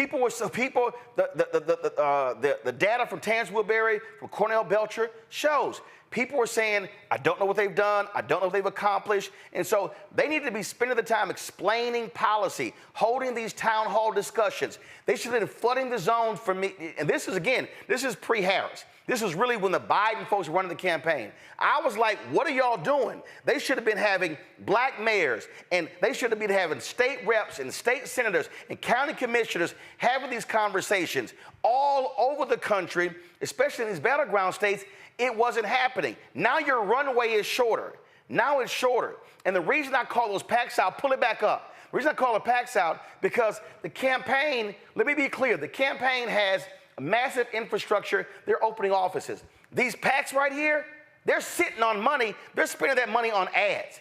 And so they should be not just spending that money on ads. Their money, Chris, should be going on the ground. There should be events happening all across North Carolina, East North Carolina. They should be happening in Michigan, happening in Pennsylvania, should be happening in Georgia. And yes, the campaign has opened a second office in Jacksonville, having some stuff in Florida, but that's where they should be. And I'm sitting there going like, okay, where's flooding the zone? When is that going to happen? Because there has to be a sense of urgency to move now.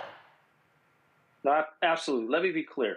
When I say the return of investment might not be what they want, it's simply because they're looking at how much money they would have to spend to move into these areas, to put offices in these rural areas. And for them, it doesn't calculate as to something worth it. One, because it's never been done before in some of these places. Right. It was just mentioned in parts of rural Georgia. So they have no idea what they could actually do. But I don't think you need offices. When they're making this calculation, I'll be honest. When they're making this calculation, they don't know what to expect. So they're not even considering it in most cases. And here's the deal. I don't think you need offices.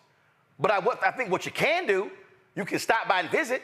I think what you have to do is pull the map up and sit here and go, oh, and again, this is just how my brain sort of works. If I'm looking at the map, and I'm pulling up 2020 data, 2016 data, 2022 data, and I'm sitting there going, okay, how many eligible, first of all, which of these areas have sizable black populations? And what was the turnout in these areas?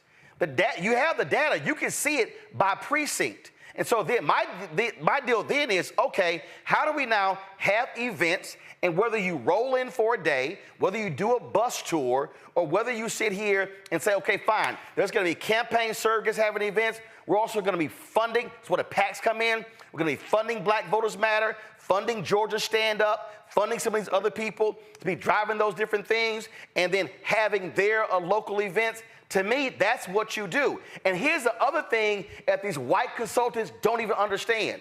In rural Georgia, and Derek knows this, in North Carolina, it's a whole bunch of black preachers. And they own these small little gospel stations. And so, they're the heartbeat of the communities, and it's cheaper to go in right now and buy out all their inventory than it is the major cities. That, to me, has to be that sense of urgency. But the only way that happens, Chris, if those folks are willing to go, damn, we got to spend more money on black people. And that's always the problem. They've decided, these white strategists have decided, this is all we have to spend on black people. And the reason they don't want to spend more, because that becomes the new baseline. And when they actually spend more, they get asked questions about what happened, about how turnout, about who changed the election, about the voting rates of different groups, and black folk will respond, as we've seen, right? When you put people in these communities, in campaigns, in the black community, black people respond. They get out to vote. They register to vote. We've seen registration rates amongst young black men and women skyrocket, right? Hundreds of % increase since 2020. And so that's exactly it, right? It's about, do they want to spend the money? And if they spend the money, what does that mean for campaigns going forward? It sets a new benchmark. And in places like Georgia, you don't even consider, a lot of these campaigns don't even really consider what it means to get over humps that have to do with voter suppression too. You mentioned preachers and souls to the polls, and understanding that it's even more important in places where you have limited early voting, when you can't necessarily vote on weekends, when there's not ballot drop boxes easily and conveniently located. It takes even more effort to get the black community out and voting in these places. And that's, again, something often left out of these inside conversations. And Derek, here's the real deal. Yeah, we're talking about margins. If you literally, Derek, do what we're talking about, and that nets you 2, 3, 4, 5,000 votes, Derek, what did Biden and Harris win Georgia by in 2020? 11,780. So we're talking about margins. Right. If you do what we're talking about, and you all of a sudden pick up 2, 3, 4, 5,000, that's half of your margin of victory in 2020. And you know, here's the thing, Roland, that you and Chris highlighted, which is the reason why I asked about the ROI. I don't know what it costs for your operations to run, but they're talking about a $30 million ad buy in the Atlanta metropolitan area. And I said, well, $30 million, that won't reach Columbus. That won't reach Albany. That won't reach Valdosta. And so if they gave someone like a Roland Martin a fourth of that $30 million, you not only will, because everybody knows you, right? So when you show up, that is the party. And so if they gave you a fourth of that $30 million, you will reach those areas that $30 million ad buy, because here's the secret. Not everybody watching television. Not everybody's reading the AJC, Roland. Not everybody watching ABC, NBC. They're streaming. And so those dollars, which is the reason why I asked Chris about the ROI, are not hitting the market, the base here in Georgia. Well, also I think what you're doing, and look, Larry Mustafa knows this as well. The thing is this here. I was in Atlanta Saturday, Sunday, Monday. And guess what? When I was watching the game on Sunday, halftime came on. When the political ads came on, mute button. That's literally what happened. Because there were so many political ads, I hit the mute button. So what I'm talking about here, this is where money is being put on the ground. And Chris, that really is the rub with a lot of these, and I'm being very specific when I say white Democratic strategists. They believe, put it in television, put it in radio, do digital ads. I totally understand that. I fundamentally believe in those last 45 days, and actually you gotta be doing it, and I kept saying you gotta do this thing earlier, you gotta be on the ground talking to people. And yes, that's hard work, but you have to figure out the ways to communicate with people because, again, it's margins. It's going to be margins in Georgia. Obama only won North Carolina by 14,100 votes. So if I'm studying the North Carolina map, I'm looking at what are my touches? Where are all of my touches in North Carolina? Am I only in Charlotte, in Raleigh, in Durham? Am I going to these other small places around the state? Okay, and then if it's Philadelphia, where am I going there? Where am I going in Michigan? That's just sort of how I look at it. And again, how you spend the money, and you gotta spend that money with black people who know black people. You can't keep spending the money. Like I'm sitting here looking at this story, I think I'm still, like right here.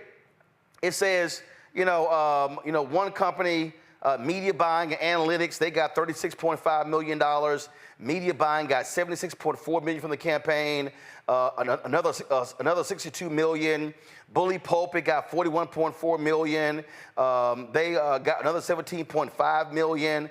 And then there's a company here, they say called Converging Media. They said Convergent Media got a lot of money with media buying, and it's supposed to be a black-owned company, and none of the black people with agencies ever heard of Converging Media. Like, they ain't never heard of them.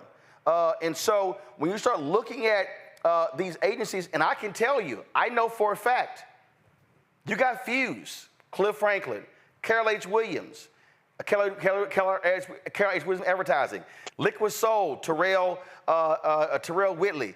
You got black agencies that actually do this work, Chris, who also know who the black people are with influence and how to maximize the dollars. Yeah, that's the key point. I mean, I think we've seen time and time again, social media, online can be really good for getting messages out there, but it's not going to get people out of their house. They might click the like button, but they're not going to go out and join the rally or join the protest. Very few people actually transfer that social media energy into their own lives. And research has shown time and time again that the best way to get underrepresented people out of their house, engaged in politics, interested in campaigns, is not just face-to-face contact, but actually having a conversation with them and having a conversation with someone from the campaign, from the political group that looks like them, that knows their neighborhood, that can speak to the issues the way that they understand them. These are the most important key factors to really getting people from underrepresented communities, and especially black folk, out and engaged in politics who otherwise wouldn't be. It really all comes down to the effort and the strategy that's put into it. And you have to look at research. You have to look at what works. You can't just go sort of by this fly-by-the-book approach. And let me be real clear. You've been breaking the polling data down. What Vice President Harris and Walz has been doing is sort of like a boxer, where they are going, as they get closer to the fight, they're in peak shape.